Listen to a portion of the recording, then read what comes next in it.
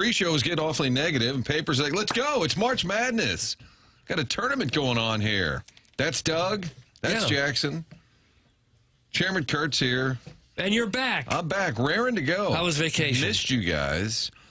It was good. Kids are all. We actually didn't end up going to Nashville. Very convoluted, long story, but we were in town. I told Kurt yesterday I was in the batting cages with the boys, and I got a few rips in, Doug. Did you? There is nothing like that feeling. Is this a Tower T?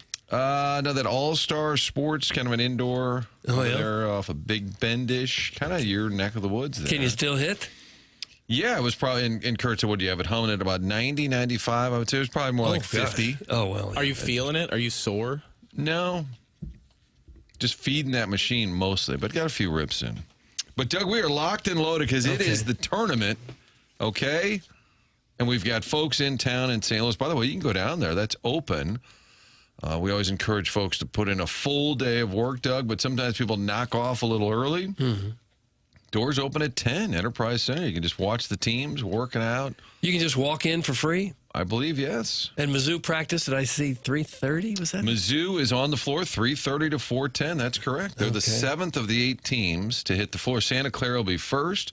Papers, you know who the head coach at Santa Clara is? He's been there 10 years. I didn't realize that. Who is it? Herb Sendek. Oh, that's right. That's right. Who was NC State. Yeah. He was Arizona State. He's been doing this a long time. Yeah. And then that John Lucas is a first-year coach from Miami. Yep. John Lucas is another one of John Lucas's kids. Yep. C.Y. Young, former Missouri head on that assistant, staff down there, right? On the staff, yep.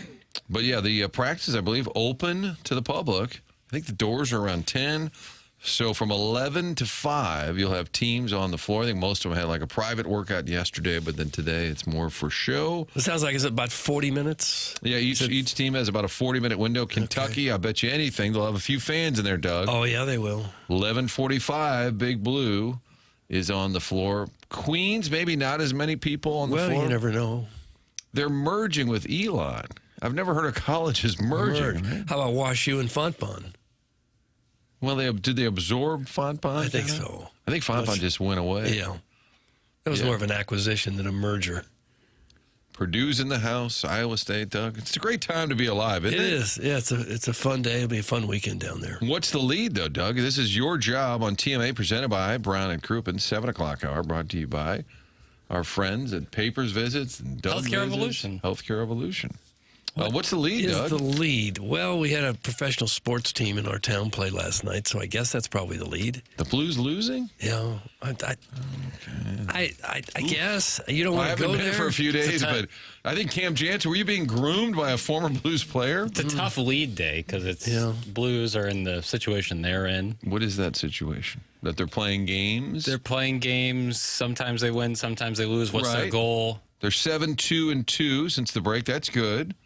Shootout loss in Calgary. They used to always win in Calgary, but, Doug, overall, they've played 68 games. Yeah. I don't have the Vaughn index, but they've won 27 of the 68. Yeah, and just about the time they started to inch back and we're going, oh, no, they're not really going to be in wild card contention. Now they've lost 2 in a row, and that's out. I do like logistics, and they played Sunday in Winnipeg during the day, and the next game was Wednesday night in Calgary. Do you think they came home? That's a lot of hotels. Probably not. Okay, so now they don't play again until Sunday in Vancouver. You think they're just sitting in Vancouver for 2 or 3 days on Stillman's dime? Probably going to fly there today. Imagine they stayed over last night. I guess, and fly give them today. a day off and practice Friday. Yeah, probably. It's not the worst life in the world. So Doug says that the Blues are lead. Why do you hate the Billikens, Doug? Well, I don't hate the Billikens. I guess we could go Billikens. I can be swayed. Okay. You seem really passionate one way or another. I like when Doug's choice is, I suppose. Yeah. Like he's got a gun to his head. Total ambivalence. We got a bunch of second stories today. And no big overpowering lead. I think it's a good take right there, Doug. Well, thank you. Okay. The lead is not the Cardinals, I don't think. Matthew Liberatore, opening day. We're a week away, Doug. It snuck up on us yet again. Opening day in 1 week. By the way, with the opening round, March Madness going on all day, the boys, BK Ferrario and the Fast Lane, the whole gang from 11 to 6 are going to be at Helen Fitzgerald. Stop by. I'll be there from 3 to 5 with the Fast Lane. Is that right? Yep. You making an appearance? Are you on the show? I'm on the show, yeah, talking ball. As a guest? Or is Marsh out? No, Stalter and Rivers are out. Okay. So it's Carey and Marsh are going to be down there. Good for you. That'll be I'll fun. be there from 3 to 5, hanging out, watching some ball, talking ball. All right, in that 3 to 5 window on the TV for you. Yeah, I'll be. So Duke Siena will be kind of wrapping up while you're there. I'll be Francesa style, half broadcasting these games. Calling the games. Michigan State against North Dakota State. Give me your upset of the day. We'll get back to today's Doug's lead. games. Of all these games. You just want today's. Doug, did I say today? It sounded like you said Kids today's, still but can't. it's Like 5-12, Wisconsin, High Point. The people are high, and I get That's being Wisconsin. big on High Point, but Wisconsin's really good. Vandy McNeese, that's a 5-12. I feel like Vandy's hot. Can Hawaii catch the Razorbacks, the 4th-seeded Arkansas? No. I don't believe so. North Dakota State, jump up and grab Tom Izzo, who always wins in March. No. Okay. I think a lot of people are looking at VCU possibly taking down UNC with UNC's best player being out. I know, but the 6'11" never feels I'm like a having big some upset, does it? trepidation. Yeah, Don't say trepidation, please. you bet, Doug. I like A&M over St. Mary's. This kid came in on fire today. A&M over St. Mary's? Yeah, I like A&M over St. Mary's. And then one to watch. Okay. Doug, here's one to watch. One to watch. It's one of the first games of the day. Watch out for Troy against Nebraska. Just be careful. I kind of like that one. Just be careful. Because is you what don't I'll say. trust Nebraska. Nebraska lives Still and a football dies. school. They live and die by the 3, maybe more so than any school in the country. I feel so, and I think a lot of people are looking at South Florida to beat Louisville. Louisville, one of their best players, will be out today. I know a ton of people are on South Florida, so when that's the case, I might have to put a little action on Louisville. Okay, over under double-digit seeds winning today. I'm going to set it at 2.5. Under. I'm going to set it at 1.5. Now I'm having the tough call. Okay. It might need to be set at 2. I think there'll be 2. Yeah. And we don't know who they are, but the double digits, whether it's an 11, 13, whatnot. Texas BYU is one to keep an eye on, although Texas couldn't inbound the ball for the last 2 minutes of their game against NC State 2 nights ago. That's becoming a bigger problem for more teams, it seems. Yeah. Remember, SLU couldn't inbound the ball against Dayton, and it cost him the game. Yeah. Yeah, right. Couldn't exactly. it? And then earlier they threw one away. And I remember a game within the last month on the radio, and Bob Ramsey said, we've been bad at inbounding the ball all year. And he watches them more than anybody. And then in that Dayton game, you're right, you have the 5-second call. But earlier they just chucked one into the back court. Can I get basketball nerdy just for 1 second? Is it in the dossier, Doug, for I don't basketball see it nerdy? here, but I'll let it go. When teams are inbounding the ball after a made basket, I feel like they're way too they're running like a screen set on the free throw line, and then when they catch it, they're often catching it in the corner, and they can't reverse it back to the guy who threw it in bounds. If you start out further away from the basket and cut and catch it more along the free throw line extended, then you're able to swing it back to the guy who threw the ball in, and now you can break the press. Give yourself some space. Give yourself a little You're saying space. it's too crowded. Texas kept trapping themselves in the corner because they were running way too close to the ball, I felt. And I feel like that's a real epidemic. Have you seen the play where they all line up on the baseline? All of them start out of bounds, almost like a football play. And, and they run patterns. Yes. I get creative. Get weird. I get that, but then everybody's running away from the ball. Right. That's Yeah. the problem. And then with that, they always try to have like a safety valve who cuts right back. It's like, all right, now give me the ball. 5 seconds coming up. It's just hard for me to believe if you can run the baseline, how you cannot get the Couldn't ball. agree more. Couldn't agree more. It just After takes a made basket, takes a pick or two, and after a made basket, there's no excuse. No. If it's a set where you can stand, all you can say you can't run the baseline. It's a little harder. It's a little more difficult, but yeah, I agree. Doug, I might need some time away. Is just that got back. The Blues play at Vancouver on Saturday. I take that back. Okay. Still, a little bit of downtime between the next game, Blues at Vancouver on Saturday. We'll take your nerdy basketball text throughout. We've got the Air Comfort Service text inbox, which by now I think most people know. It's 399-9646. 314-399-9646. You can call in. Doug, you always like calls on the first day of the tournament. I don't mind them.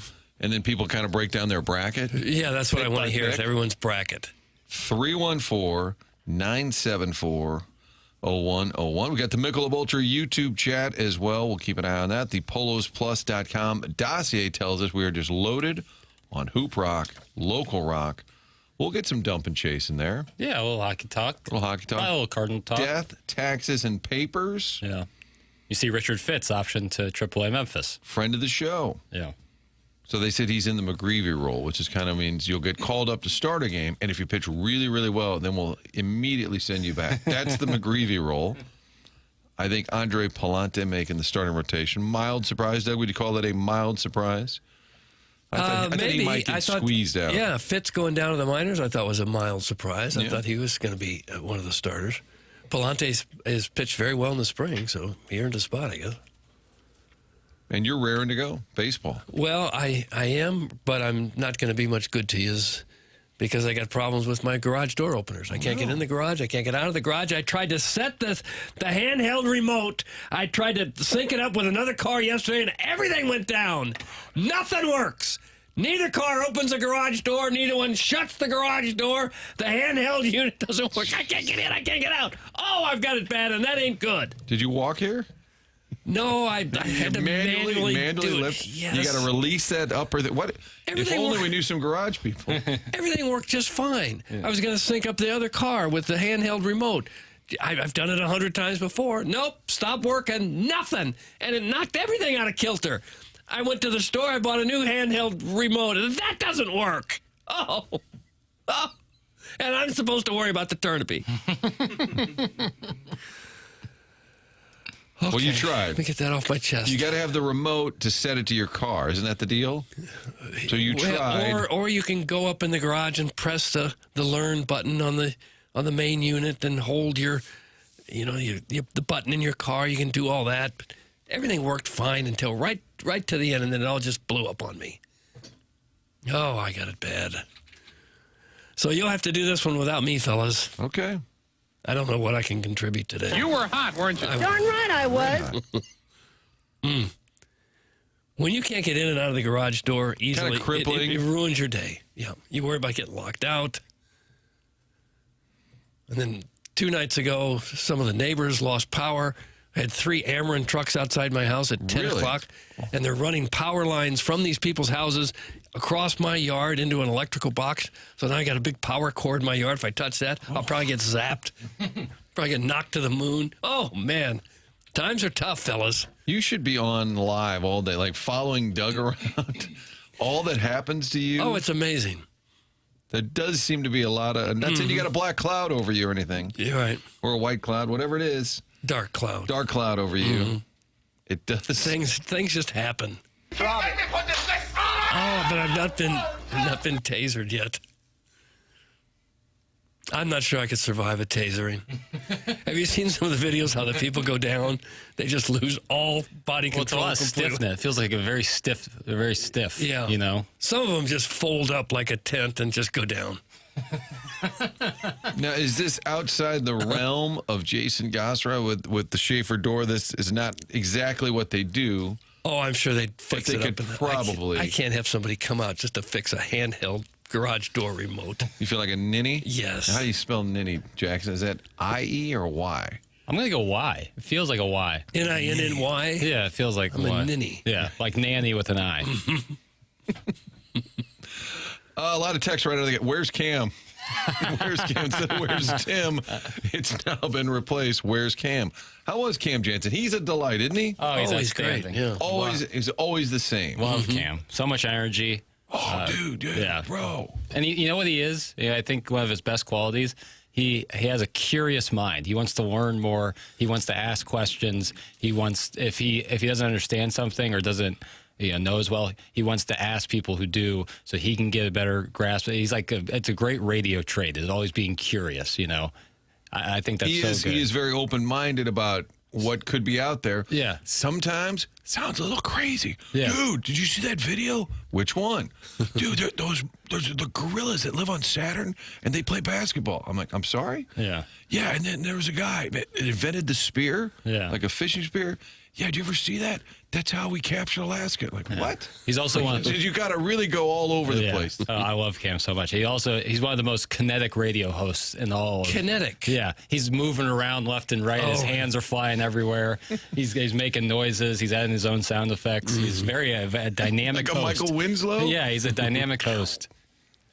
Well, thanks, Cam, for being here. I think Tim's back next week at some Monday. point. He hasn't quit the show that we know of. He'll be back next week. TMA brought to you by Brown and Crouppen. Again, the dossier heavy on the Hoop Rock. Billikens play tonight, 8:45. They're in Buffalo. Georgia beat Mizzou. Is that not? Am I correct in that? You are statement? correct. Okay. It So was Georgia a tight beat. game towards the end. Right. So Georgia beat Mizzou. I think in Columbia, maybe. That's correct. Okay. So if SLU beats Georgia, Transitive property. do the Billiken fans say, "Oh, we could have beat Mizzou this year"? Yeah, I You'll don't see why probably not. hear some of that, Yeah, transitive property always works. but you don't subscribe necessarily. Billiken's 2.5-point underdog. Think that's about right? Yeah. Oh, I think that's about right. Two of the higher scoring teams in the nation. This is fire meets fire. They both like to run, and score as many points as humanly possible, and it's going to be a shootout. I wonder what the total is on that game. They're saying 169.5. Jeez, that's it's a big number. I mean, the over/under in the Miami of Ohio game last night was 163.5, and that's a high total, and that covered. But they only scored 168. And that was a, 89-79 ball game. So By we're way looking of at both teams in the comparison, 90s here. Houston, Idaho, over under 138. Right, yeah, exactly. By comparison. Yeah. In fact, I'm looking today, over-unders, the SLU over-under is the highest. I can't imagine one even coming Considerably. close. Yeah. Louisville, South Florida is like 163.5. Yeah, those are two high-scoring teams. Wisconsin, High Point. You said no 5-12 there. Yeah, but Wisconsin has a thing where it's like they play up to the competition. They're Kingslayers in the Big Ten, and then they maybe have an issue with playing down a little bit to competition. So Could be that this is a pretty good matchup for the Billikens because they don't necessarily shoot very well when people guard them. And if the other team's not much interested in defense, they got a chance to outshoot you. Sure. The problem is they can't go on prolonged scoring droughts. That's what I'd say. Yeah. And I know that sounds like elementary. Like, of course, you have to score to win. But, like, if you have a 3-4 minute scoring drought and Georgia's able to rattle off a bunch, it can be really problematic. It can just throw you off your game. Now you're fighting from behind, and SLU had an issue with starting slow. I don't think they're going to want to start slow in this game because you don't want to be down 10-15 like you were to George Washington in the first half. It's going to be harder to come back against a team like Georgia. Oh, yeah. And it's probably not fair, but if you don't win tonight, the season feels just a little hollow. It does. Bad taste in your mouth. Yeah, great season, a lot of progress, momentum for the program. You win tonight. Granted, you'd be facing Michigan on Saturday, and that's a tough one. But you win tonight, a little bit of that exclamation to your season. Same with Mizzou. Yeah. You got in, hey, that's great. You lose a game that's winnable. It is kind of just a sour ending, and I understand every team that loses. But I think SLU really needs that, just a extra punch for the season, because I think a lot of people, it was a nice, cute little story. Now go away. It's like you're drinking a delicious Yoo-Hoo, and it goes down the wrong pipe. That's like a Mountain Dew, right? No, it's Yoo-Hoo? chocolate It's milk-ish. chocolate drink. Oh, Chocolate drink. Mountain Dew is Yahoo. Yahoo! If you look up, What? That was part of the commercial. If you look up Yoo-Hoo, first of all, I have no idea why that was the analogy, but if you look up Yoo-Hoo, Doug, I guarantee, being the calorie Nazi and all that, you'll be appalled. Oh, at how what many a calories? Yoo-Hoo is. Well, just a like million. Just the makeup It's a lot of it. sugar. Okay. But boy, is it delicious. But if you're taking a big swig of a delicious Yoo-Hoo, and it's not an indictment on the drink, but it goes down the wrong pipe and you kind of cough it up for a little bit, that would be the equivalent of SLU's season being awesome, but then losing in the first round of the tournament. But it's still pretty darn cool just to get in. Yeah. Team he coaches in the It's tournament. just basketball.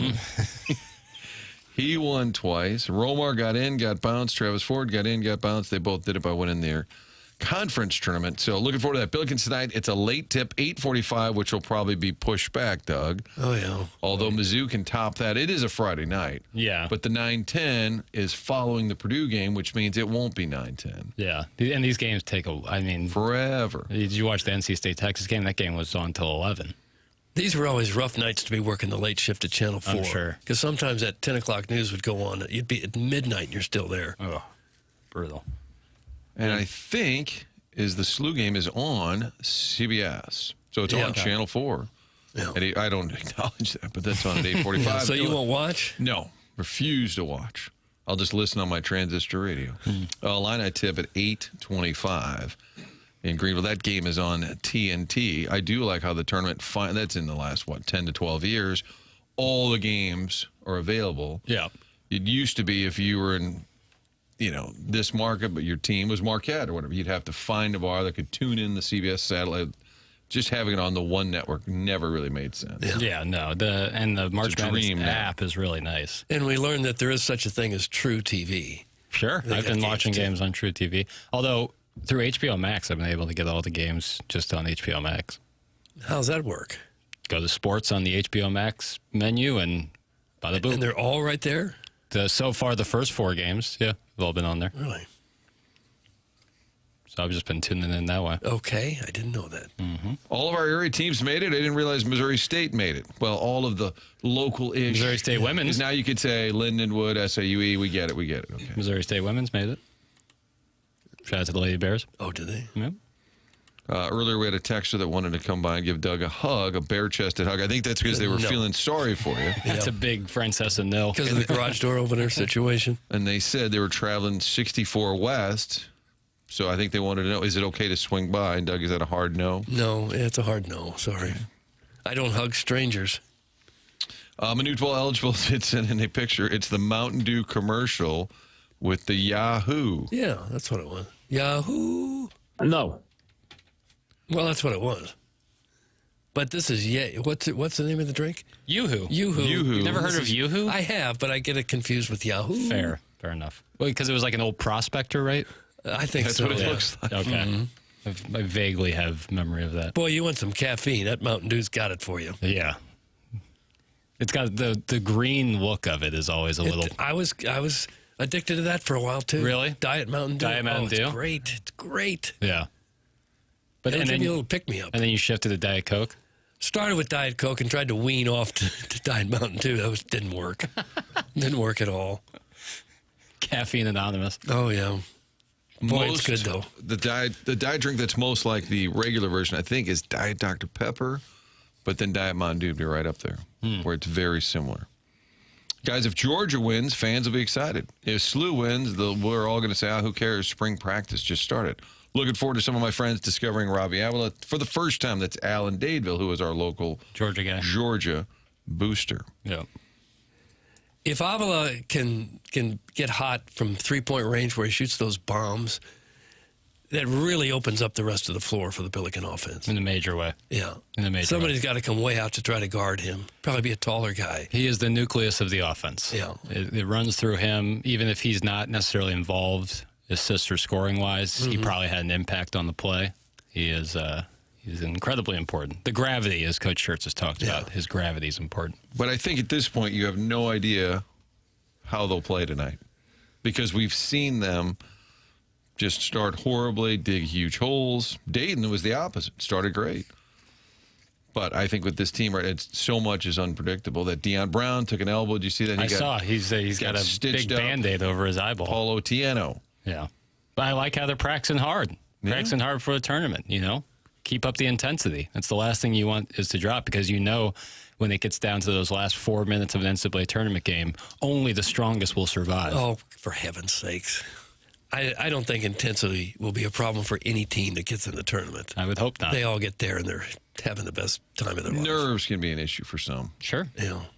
I like that later start. You just kind of watch some tournament, kind of relax. I would not want to be the first game. No, the first game, as you Ohio talked about, State. if you lose, it feels like you weren't even there. You weren't even there.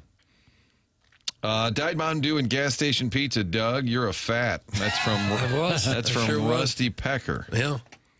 I only had the one piece of pizza, and I regretted it. I apologized for it. You did? You took some time away I for did. Yeah. It won't happen again. I promise you that. And I've kicked the diet soda habit, so I think I'm good. Still a bit of a fat. Sharon's Ledoux Pool Boy said TMZ interviewed Robbie. Check it out. It's all about his nicknames. TMZ on site, I guess, in Buffalo. Interesting. We will check that out. He's got Papers is some good on it. ones. We haven't really. It really took off at Indiana State, Yeah. right? Then he got here. It was SLU Elsindor. And then it I kinda like stopped. Milk Chamberlain. That's good. He was Larry Nerd when he was at Indiana State, right? Yeah. And now some call him College Jokic. Yep. Seen that. Steph Blurry. Which is offensive. I really like that one. Which is offensive. I like that one. That's funny. Guys, is Avila the player most likely to get drafted way too high if SLU makes it to the Final Four? I don't think either are happening, but that's from some Call Me Pat. What was the question again? I'm sorry. Is Avila the player most likely to get drafted way too high if SLU makes it to the Final Four? I really like Robbie Avila, but he will not be drafted at all. Right. Yeah, but he is probably the player on the team most likely to get drafted. If any of them were, he'd be the one. Probably. If you're darn near 7 Yeah. feet and you can shoot from 25 feet away, there might be a shot for you. Yeah. LeBron frames is another one I'm seeing here that I kind of like. Yeah, TMZ did do an article on him. It might be 800 words. LeBron frames. It's 2 sentences, large ad, 2 sentences. Click the link to another article, 2 sentences, ad. What are you gonna do? If you're a SLU supporter, would you rather win the NIT or get beat in the first round? Not even a question. It's not. That's goofy. Next. Yeah. Next topic. Goofy. You can recruit off getting to the NCAA tournament. For sure. You get a big old check, too. And if you win... Make money, man. Big money. For like the Ohio. A-10, as we know, the media rights, Senator Schmidt told us, were only $400,000. I think each unit, if you win, is like $2 million. So you're rooting for VCU today. Doug, you're not a fat. That's from Sharon and Clayton. Oh, well, thank you, Sharon. Guys, Avila is not even a top 50 player in the tournament. Shows how much respect they're getting going into tonight. But I think doesn't mean they're disrespecting you. That's just an analysis of the talent. I think Mark think Mitchell, too much of that. Mitchell was like 45th. He was named Player of the Year in the A-10. Yeah, That means something. absolutely.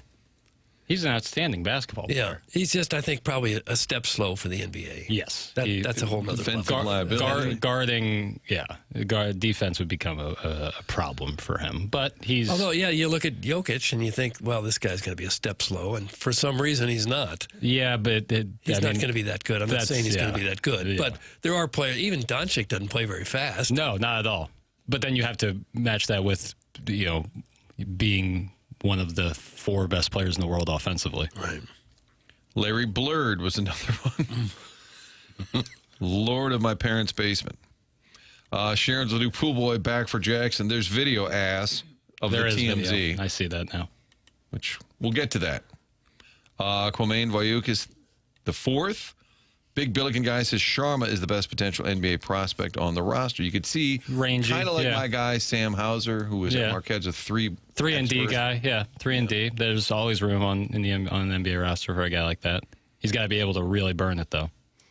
After some time away, I come back, and it seems some things have not changed. SLU's a one and done. You wasted months talking about them. That's from Harrison's brother, Pastor.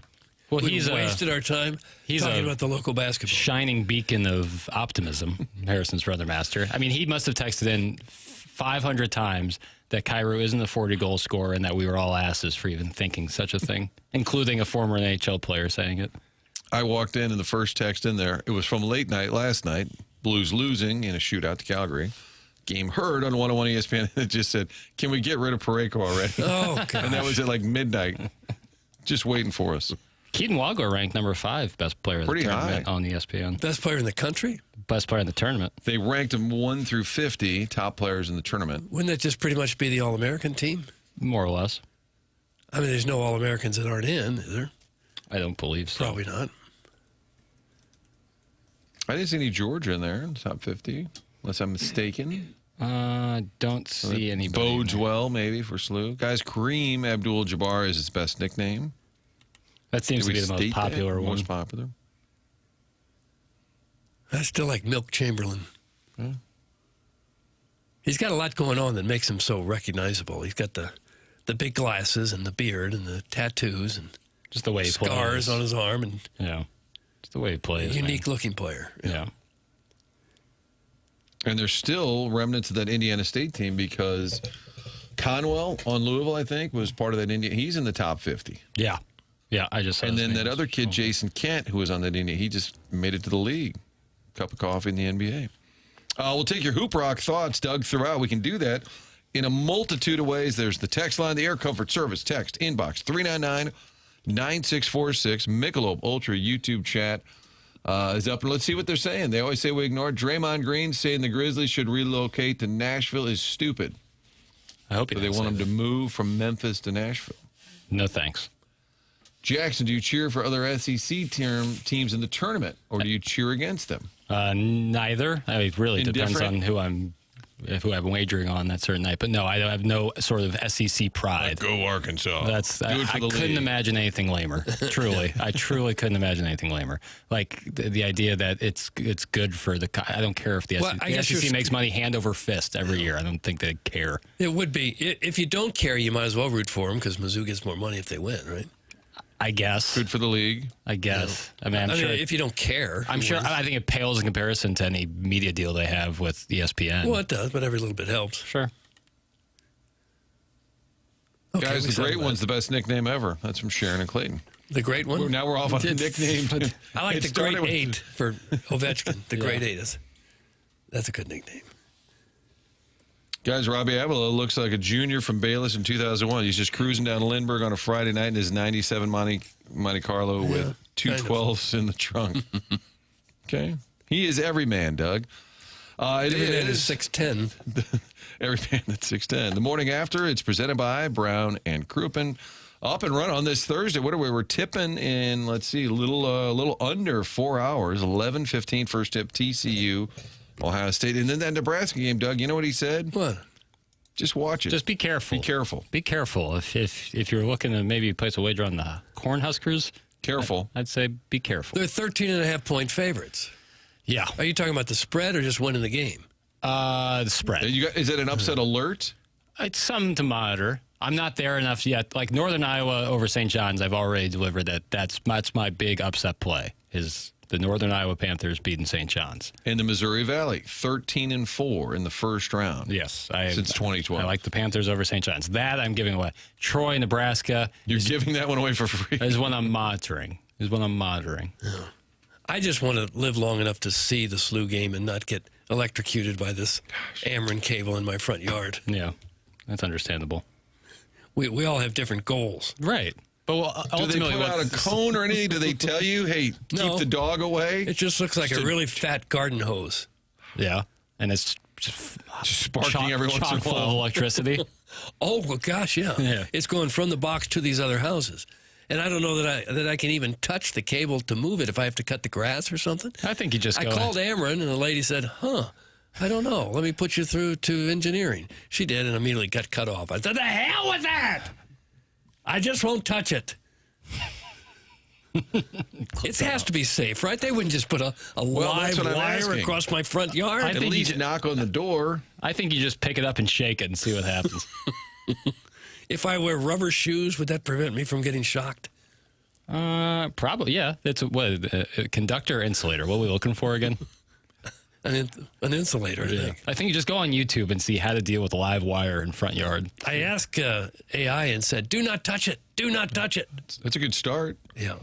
Jerkwood from Kirkwood is wondering, Doug, maybe that Ameren cable is messing with your garage door openers, huh? Well, maybe. A lot going on over there.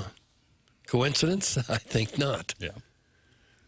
Hey, Doug, if you do touch the wire, make sure you're standing in a puddle with no shoes on. That's from the X and Express. That seems like a bad idea. Bad idea. Kids listening, don't try this at home. Yeah, don't do that. I took a picture of it. You guys can look at it and give me some advice on whether I can safely move this thing a little bit or if that's signing my death warrant. Well, I think sometimes something like that might make you sluggish, Doug. And if you're feeling sluggish, Tim would tell you to go to Mentality. Oh. Tired of always waking up exhausted? Dad bod starting to weigh in on you? Finding it harder to get excited about basically anything? If your energy, focus, and drive aren't what they used to be, it might not be that you're just getting older. Good chance your hormones and metabolism are out of balance. So this new year, let's get back to the old you. You remember that guy, sharp at work, full of energy, fun, the one people enjoyed being around? That's where Mentality comes in. They're not a macho, low-T bro clinic. They're human-centered, and their mission is to figure out what's really going on in your body and your brain. Mentality starts by listening. They'll run real labs and explain your results in plain English, then build a personalized, science-backed plan using hormone therapy and FDA-approved peptide treatments to help get your brain and body back on track. So, stop telling yourself and everyone around you that you're fine. Right now, all new patient labs will be covered in your treatment plan, and that's a savings of $250 right out of the gate. Reclaim the old you, the younger you, with Mentality. Schedule your appointment now at lowtusa.com. That's lowtusa.com, LOWTUSA.com. And that live read by Tim augmented by an oh my, because Doug actually showed me the cable. It looks harrowing. Yeah, it just looks like a garden hose in my yard. Well, not everybody supports you. Doug, there's no way Ameren would leave a hot wire laying on the ground. Chill You out. wouldn't think. Chill out, Grandpa. You wouldn't That's think from they would. Starfish But when I Street. called Ameren, the person there didn't even know. Yeah. And AI said in capital letters, in bold, dark letters, do not touch it. I had somebody text me personally, Doug. Yeah. And I was told to tell you to quit being a little bee and stop worrying. The line is insulated and will be fine if you accidentally touch it. I would think it would be. I just wanted confirmation from Ameren, and I couldn't get it. But what if you get confirmation from the text line? Does that make you feel better? Or a guy that texted me. They can mention that at my funeral. Yeah. Some guy texted Kurt. He sure thought it would be fine. The Well- West County turkey baster told him it was okay. Doug's laying in ER. Why would you do this? Yeah. Well, Martin read a couple texts and it seemed safe. The people versus West County turkey baster. How much would it be worth it to take a little zap, make it worth your while? This wouldn't be a little zap. This would be, you'd be crispy crittered. It'd be like touching a down power line, because that's what it is, only this is insulated. Talk about you were hot, weren't you? Normally they run this either underground or the telephone wires. Would you take a week laid up in like urgent care for like 7 figures? Yes, I would. Okay. So now you're saying it's worth a shot? I started too high, apparently. I should go out there in the rain maybe and maybe cut a slice of this cord. Hey, old guy, the grass can wait. Find a new hobby like waiting for the mail. From Bobby Big Wheels. Text in, call in, or text Kurt if you've got Ameren ideas. The morning after, powered by Brown and Crouppen.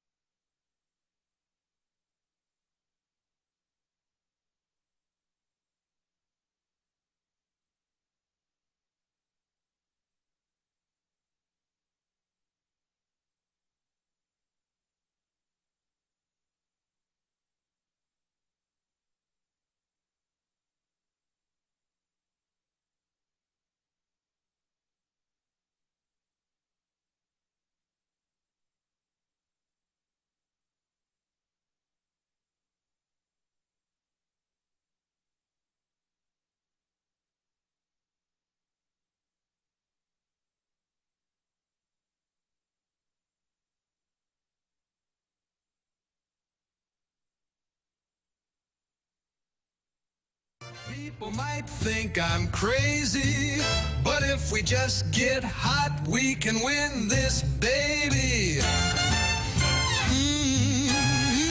We can win this baby. Skateboard. Oh yeah, the Blues are marching. You're only 6 points back, Doug, in the wild card. Here we come. Here we go. 6 points back. Just win. If you could just get around Winnipeg, and then try and run down Nashville, and then leap over San Jose and edge out the Kings, you can maybe tie the Kraken. Well, I'm beginning to think it's not going to happen. Very disappointing. No, it was a really emotional day yesterday. I so so wanted this for a lot of people, but him above all. I mean, myself. When you're a head coach, I think it's not so much about you. In terms of like, oh man, what does this mean for me? Like, it's always about other people. Or at least I think if you're doing it right. And so like, when we were celebrating winning the regular season championship, it was like looking at our players and the joy that brought them and their families, and then the fans, right? I mean, that kind of have rode with us, through it. And, I would say, like, I think, Stu and I talked about this in June last year, that, I felt the most pressure probably of any year in my career because I wanted Robbie to end his career in the NCAA tournament. And, and so there was I lost more sleep over that than I did anything else. I didn't want, there's no place better for him I didn't want him ending it in the NIT or ending it, in Pittsburgh. I wanted him to end it, in the NCAA tournament. It's something that, as you said, we really, I think should have been in 2024. We didn't. And at the end of the day, that was just an elation, a sense of relief probably. And to know that he's going to get a chance to go out on the biggest stage. And big picture for SLU, we talk a lot about the Big East, trying to get that invite, that elusive invite. Winning a tournament game would go help that resume. I think it goes a long way to just saying, hey, we're a big-time program. We can not only make the tournament as an at-large, but we can also win a game. Yeah, that'd be great. But even if they don't, the Billikens took a major, giant leap forward in the eyes of the basketball fans in this area. They played several games in front of a sold-out 10,000-fan arena. They've been ranked. They've been, front-page news throughout the basketball season. It's just fun to have a team right here in our city that's a factor again. Here.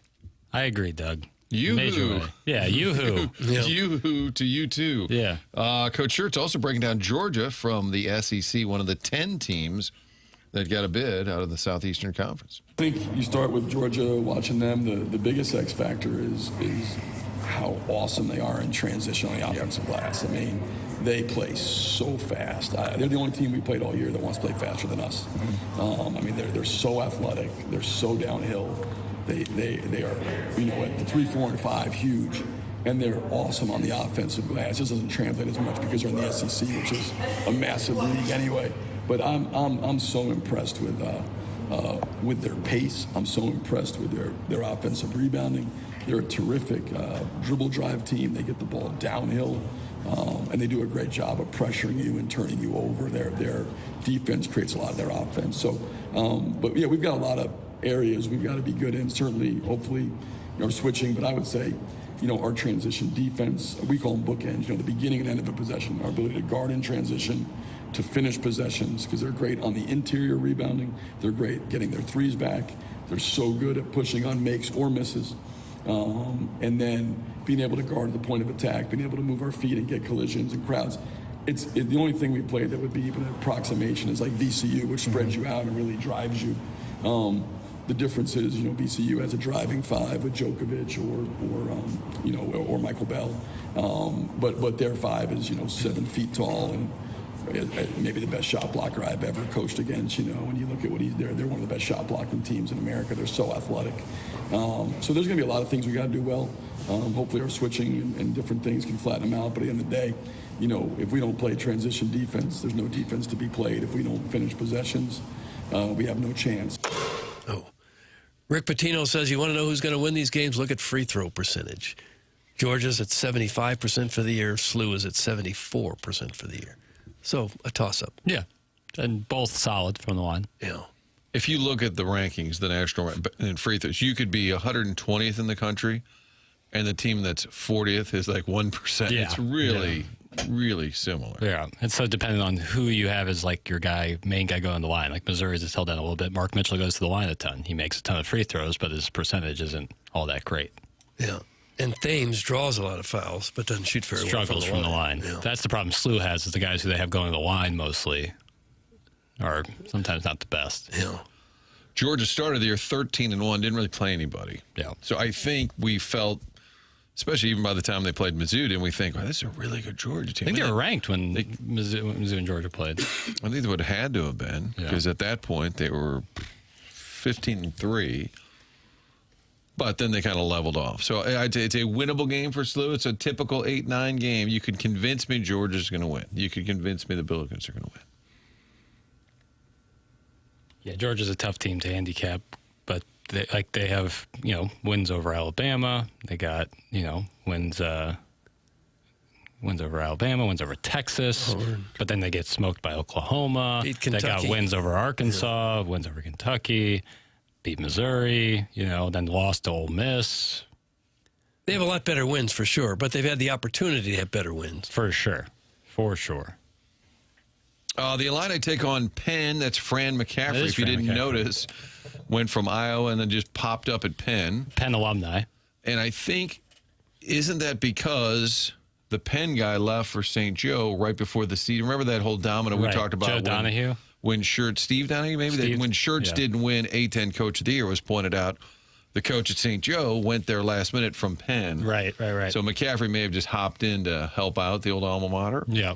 But brought one of the better players with him from Iowa. Kylan Boswell talks about the Illini. This has been making the rounds of late, that he had a players-only meeting that he hosted at his, do you say pad, Doug? That over at his pad? I think the I'd say term so. he used was crib. Crib. No. Yeah, I had everybody come over to my crib, texted them, come over. And it wasn't even about like the Wisconsin loss. It was just more just get on the same page, our mentality, whatever frustrations we had, any thoughts we had about anything throughout the year, things we want to express, just lay it all out and make sure that we're all on the same page. So when we come here tomorrow, we have our main focus on one goal, and that's try to get to the national championship. Okay. If you're the last guy on the roster who's only there because they needed a body to practice with, you still get invited to these parties at this guy's crib. Players only, for sure. I would hope. If you're a complete team, Yeah. every single player who puts on the uniform is going to be Yeah, there. you would hope. Yeah, absolutely. What if they forgot Billy from Decatur, who is just kind of, he's just there to help? Yeah. Part-time manager, Yeah, gets a they- uniform. Hey, guys, I heard there was a meeting at Kylan's. I wasn't invited. Yeah, that'd be tough. Hey, Kylan, That would be. I wouldn't mind coming to the crib. Yeah, it's hard Probably to a group text. My brother was a walk-on, was a walk-on at Tulsa. Nice. and made the team. And he said that's back when they had freshman teams and varsity teams. Yeah, The right, freshmen- right. He was on the freshman team. And they'd hand out, well, here's some new swag. They'd hand out sweaters, and then they'd get to the 2 or 3 walk-ons. You don't get them. Brutal. That's the best part about That's what he being on said. the team is getting all the gear. Yeah, I don't want anything to do with this. Too much work. The idea is you look like you're a full-fledged member of the team all the way up until tip-off, and then people realize, oh, this guy just sits on the bench. But you look cool in warm-ups. You're with the team traveling. Oh, it'd be fun to stay at the hotels Oh, and it'd eat the be nice dinners. and- awesome. yeah, it'd be a great time. Not to mention the experience you get just But being you'd want to there. play just a little. Yeah. Just a Well, you taste. want to, but this is, I don't That's know big if you're boy part of the stuff, I know. participation trophy group, but if late in the games, if it's a 15-point Yeah, spread, 100%. you can get these guys in for a few sure. minutes.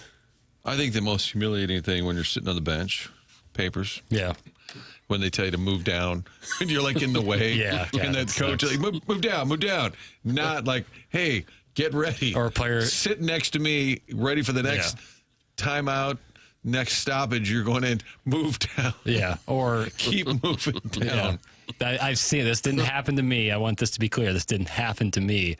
But one player had like spilled Gatorade on his shorts. He was so upset that he knocked over some Gatorade and it got all over his shorts. And so they made one of the players who wasn't going to play much give him his shorts. And he had to go out in like his sweatpants for the rest of the game, sitting on the bench, sitting in his sweatpants while the other player got his shorts. It's also horrible. Stevie, give him your shorts. It's bad when they put someone in with like a minute and a half. Okay, go in, and then you report to the score, and then there's not a whistle. Oh, it's and then brutal. you get in with 20 seconds to go, and you're supposed to dribble out the ball. Take a timeout. Take a timeout. Yeah, then you got to just dribble. You can't even shoot. Waiting for the clock to run out. Yeah. What's the point? Well, now there's so many damn assistants. If you're a scrub, you're practically sitting in the locker room because the bench can only go. How many assistants are there? Like each team's got like 6 guys all wearing the same fleece. And are they all making a couple $100,000? No, not all. Grad assistants, not even close. I'm sure some of them are. Yeah, like head assistants. Like most teams have like a 4 to 5 group of like real, no, I don't want to say real assistant coaches, but like a core of assistant coaches, and then grad assistants, some specialized trainers, maybe some one-on-one kind of specialist guys. There's a like a kind of a caste system. There's a young guy who's getting paid in clipboards. Yeah, here, take as many as you want. Grad assistants, dude, from what I've heard and know about through it, is not a very well-paying job, but you're there for the experience. You get the foot in the door. In 10 years, you might be making $3 million. Yeah, right. Well, and on the, let's say on Calipari's staff, he's probably got 3 guys. So what does he make? 7, 8, 9, 10 million, whatever Cal makes. Probably in the 7 or 8 range. Okay, yeah. and he probably has 2 associate head coaches that make like 600-700 grand. Yeah, right. Yeah. Telling kids to move down. Mm-hmm. Holy smokes, what a sweet job that would be. But you're working, man. To make that kind of money being an assistant coach. It means you're all summer you're out there going to AAU tournaments and scouting and watching that's tape. Tough. No, I know. I'm just saying it's not Doug, like he's got to get in a car and go to AAU and watch a basketball game. I know. I'm just saying it's not necessarily like just all practice and games. You know, there's a lot that goes into it. Not to mention with the current NIL landscape, it's a constant battle. You're probably pretty sleepless nights if you're an assistant coach. I think they're some of the best jobs in America. I'm not denying that it would be an awesome gig and I would take it right now. I'm just saying that I don't think it's all just like kick your feet back and then coach the team during the winter. Well, I think you got to grind. Yeah, well, a lot of people grind and they make 10% of that. You're cheap popping me to death over here. I know what you're. I just think there's some nuance. I would think those are some of the best jobs a human being into basketball could Couldn't agree more. have. Couldn't agree more. Jackson doesn't want to be an assistant, it sounds like, at the college level. I absolutely would love to be an assistant. That's not what I heard. That'd be a dream job. When you see all these coaches, you wonder why they don't run, better offenses. Why sometimes it still looks like it's just street ball. Yeah. You got 5 coaches and none of them could come up with some kind of system. I love the fact when they call timeouts, the head coach usually, now Schertz is always at the grease board, but a lot of them just step back and one of the assistants goes in and just starts drawing up the play. Like, well, he's the guy making $5 million. You see that with the Blues, too. Steve Ott was always the guy drawing up the plays at the last minute. If the Illini beat Penn, which is very likely, then they would play the North Carolina VCU winner. Ooh, redemption against North Carolina. I don't think it would make up for it. No, I don't think it would. But I'm looking at the Illinois bracket, and granted, they're a weird team, too. You don't always know what you're getting with Illinois. But we were saying probably a month, 2 months ago, wow, that's a Final Four team. Wow. Their road then, so Sweet 16, very possible. Sure. Beat North Carolina or VCU. And then it's that Nebraska bracket, and you've already told us, be careful. Be careful. You've got Vandy, Nebraska, McNeese, Troy. I like Vandy coming out of that one. Okay. The Illini and a Sweet 16 against Vandy. To win that game. Yeah. So I'm just saying they've got and then Florida is the one. So if Illinois is going to get to the Final Four, which they have that potential, Florida would be there. Vandy could be in the way. And watch out, Troy, Doug, just be careful. Okay. I think once you get past round 1, it's really hard to pick the games. Yeah, there's a couple teams at the top that you can figure are going to make a long run. But other than just a handful there, it's just a coin flip for a lot of them after the first round. I don't think California Baptist is going to give Kansas much of a run. Now they're playing, people talk about St. Louis, Missouri playing in St. Louis, Cal Baptist playing in San Diego. That's actually the closest the team is playing to campus. Interesting. And nobody's making any noise about that. I haven't heard one thing about it. What if Dennis Gates said, what about Cal Baptist being in their backyard? I could actually see him saying that. What about the Mizzou matchup with Miami? Here's the coach of the Hurricanes, Jai Lucas, who played a little bit of ball. Texas, guard. Yeah. Yep. Somewhere else, too. I think he transferred. But here he is about playing Mizzou in the STL. I've watched them for a while because I've known Coach Gates for a while, so I kind of know a little bit about them. I haven't watched them a ton this year, but kind of just the base of their program and how they play and what they do. Of course, we have some people on staff and former players from Missouri, so hopefully they can come with some type of scouting report. Yeah, exactly. But, for us, business as usual. We'll play road games, and this will be a road game. We've been in big environments before like this, so we'll just go and do what we do. I have a crowdsourcing question. Jackson, you might have the best answer to this. Okay. Of the major college coaches, who was the best player? Ooh, currently. How about John Shire at Duke? Yeah, I think he'd have to be way, way up there. There's probably a better answer than that. Because some of the older guys, I might not know their prowess. Yeah. But John Shire was all that and a bag of chips. That's the one I thought about. He was a lot incredible. of them didn't play at all, like Izzo and guys like it would have been easier if Juwan Howard was still coaching Michigan. Yeah. Because that would be an easy answer. But John Thompson had to be a good player. yeah, to be in the or NBA. Pat Ewing when he was at Georgetown. Oh, but yeah, he would have been it. Yeah, but it's tough. That's a good question, though, Doug. Why, thank you. Because you think of all the big dogs coach-wise. Mark Pope was on that. Yeah, was he on the he was championship good. team. Yeah, Not but a like the superstar. Hurley, Hurley wasn't a player. But there's not a lot of... McKernan wasn't a player. What about Bobby Hoiberg? Hurley? Bobby Hurley? But he's What's not that? in the Fred Hoiberg? Yeah, that's not a bad call. That's a great call. Yeah. I suppose some of that, because a lot of the great coaches, a lot of the great players aren't coaches, they don't need it. They made their millions in the NBA. Or they go coach in the NBA. Yeah. A lot of good former players. By the way, my Illini bracket failed to mention that they'd have to get through Houston before you would get to Florida potentially. So on the bottom of that bracket, I was going up. They wouldn't have to face Nebraska unless they were to knock off Florida for you. So, yeah, Illinois beating Penn. Did he play? Hubert Yeah, Davis. he's a good player. Very Hubert good player. Davis would probably be in that category. I don't know how much Dusty May played. Coach Schertz was good at tennis. Yeah, Schertz would be. I think he'd be the best tennis player. I don't think Greg Gard played too much. Tommy Lloyd, no. DJ Otzelberger, probably not. Yeah. I like the Hoiberg. Chairman Kurt. Yeah. From the balcony with a great call. Garner. Illini tip 8:25. That's the Penn game. If they advance, then it would be the UNC VCU winner. And then after that, you'd likely face Houston in the Sweet 16. The basketball is all going on all day. Papers with a live appearance 3 to 5 today. He'll be part of the Fast Lane. BK and Ferrari will kick off the coverage at 11 o'clock. They're going to be at Helen Fitzgerald's first round on the TV. And, boy, that place will be hopping today. It's a low productivity day, Doug, around the U.S., I would say. That's sort of traditional. Yeah. A lot of folks will go to Vegas, right, and just sit around and watch games. Isn't that a thing? Is it still a thing where you just go out there with your buddies and watch all the games? Sit in front of a bank of And just 50 televisions. And just wager like the Dickens. By the way, Tim's back next week. For those wondering, Cam, thanks to Cam Jansen being here. For people wondering, where's Cam? Probably on a podcast with Strick somewhere.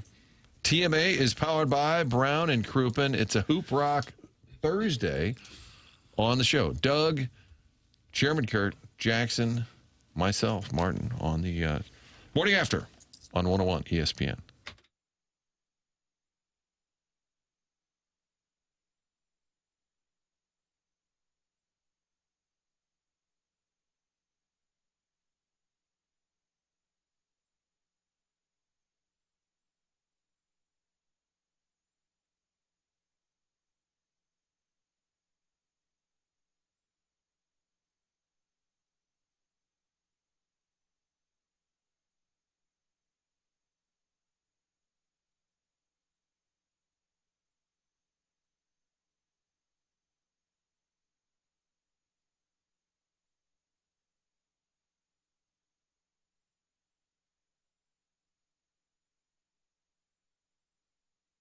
If you've opened your energy bill lately and thought there has to be a better way, well, you're probably right. Drafty, outdated windows can quietly drain your wallet month after month, letting warm air escape in the winter, cool air leak out in the summer, and forcing your HVAC system to work overtime. Universal Windows Direct is ready to help you out right now.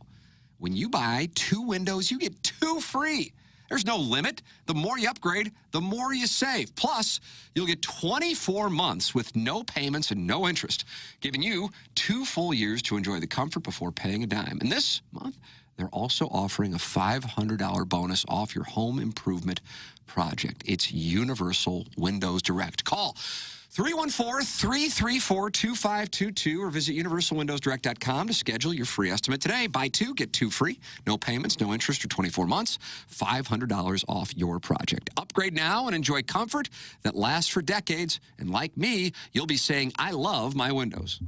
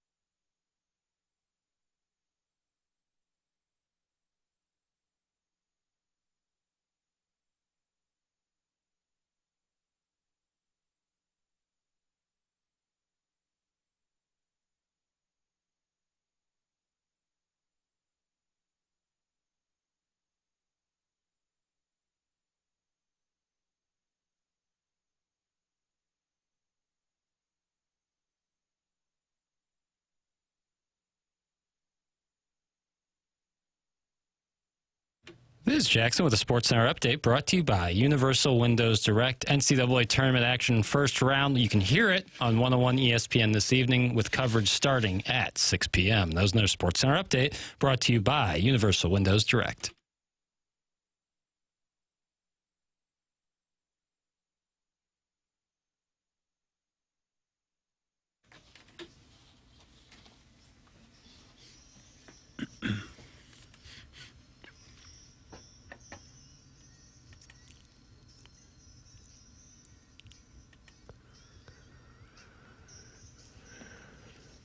Marvin Gaye would have been, what, 80 years old? Is his birthday today, Papers? No, but someone else's birthday who might have been in the booth with Mike Shannon. He might have been in the booth with Mike Shannon. I didn't say Marvin he. Gaye was in the booth with Mike No, Shannon. I didn't say he. Fast Eddie. Someone So who it's a girl. involved with this song in the way. From the Big Chill. There we go. Now you're sniffing it. Glenn Close. There it is. Oh, my God. That's a lot of work. So it's Glenn Close's birthday. You played Marvin Gaye because It's this just an excuse song, for me to play Big Chill songs. Big Chill. And she was in the booth with Mike Shannon and was a little awkward because she was talking about mental illness. Yeah. And he was talking about ground balls, the third base. Did we ever play that? I think we played it. What do you say? We're all a little goofy up here, too. She was she was having an event about mental health.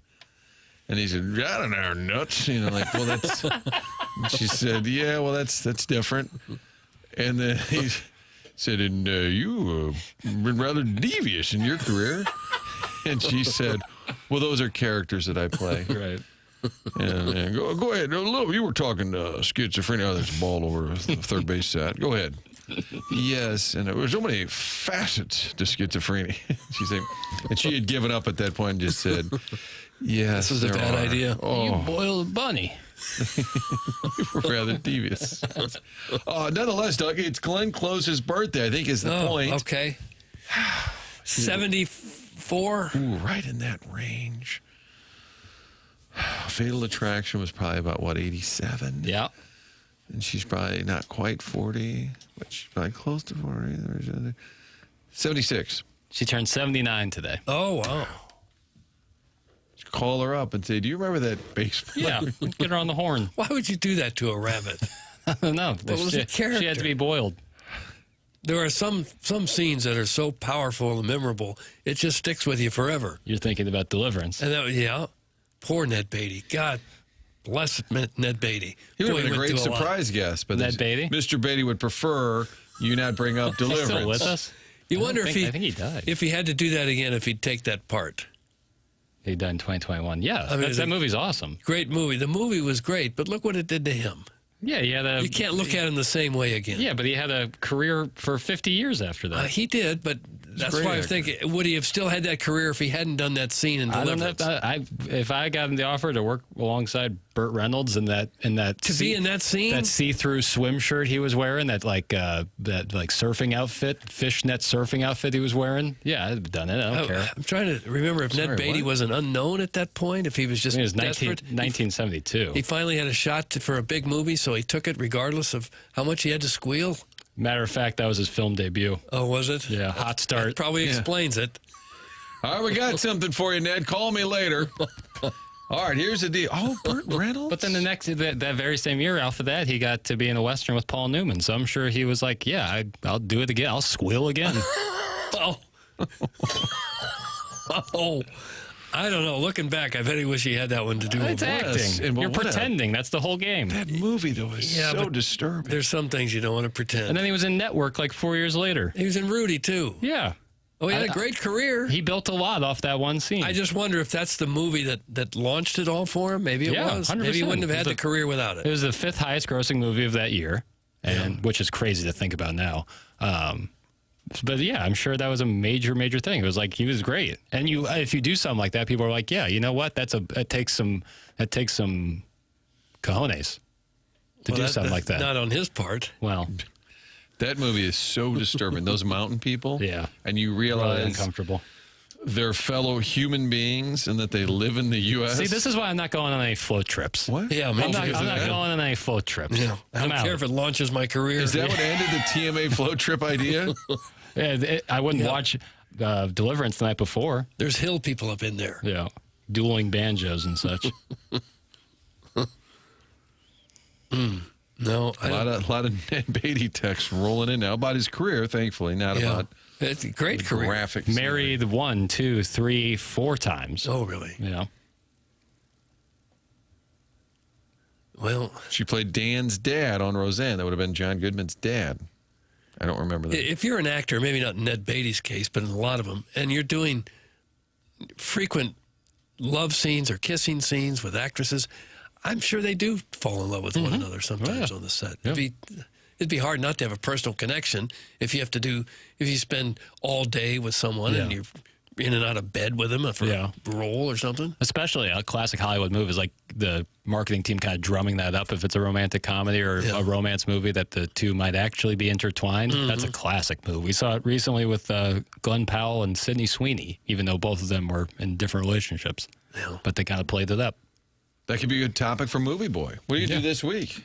Is it an Oscar review? You guys are going to make fun of me for Oscar this week's fallout? podcast. No, we did an Oscar preview, but because there was really no surprises at all, I didn't feel like an Oscar recap was all that interesting. You guys are going to make fun of me for this. Me and Andrew Marsh, you know him from the Fast Lane, there's 2 major trailers that came out for movies that are coming out this year, and we talked about the trailers. What are the trailers? Dune 3. You talked about the commercials for the movies? The new Spider-Man movie. Well, we learned a lot about both these movies and these trailers. What else can they do with Spider-Man? Make another one? Make another $1 billion? Is it really making that kind of money? Yeah. That's a major tentpole project. Tentpole project? Yeah. Movie studios build their whole year off of what will Spider-Man do. Oh, gosh. Sony. Guys, he was awarded in the movie Life, greatest comedy of all time. We're taking a lot of Ned Beatty. Back to Ned Beatty. A lot of Ned Beatty thoughts. Yeah. Eric in the Central West End earlier said Glenn Close, overrated Hollywood cringe. Another beacon of light. Can Tim call in again? We got a few laps left till Monday. 3/4 Kilcoyne can't get us there. Does that mean we're out of gas? I don't think so at all. I think we're just finding our stride. Okay. There's some recovering alcoholics. Some of those we can read. Some we can't. He says probably a lot of. There's the word pig used a lot. Not too bad. Marty, you want to go to the Tumble Inn and watch the game? That's a spot in Champaign. We'll go up there. We'll watch the Illini and hang with my townie friends. Why is there no trees in Champaign? No trees? Doesn't feel like there's that many trees there. How often have you been there? Twice.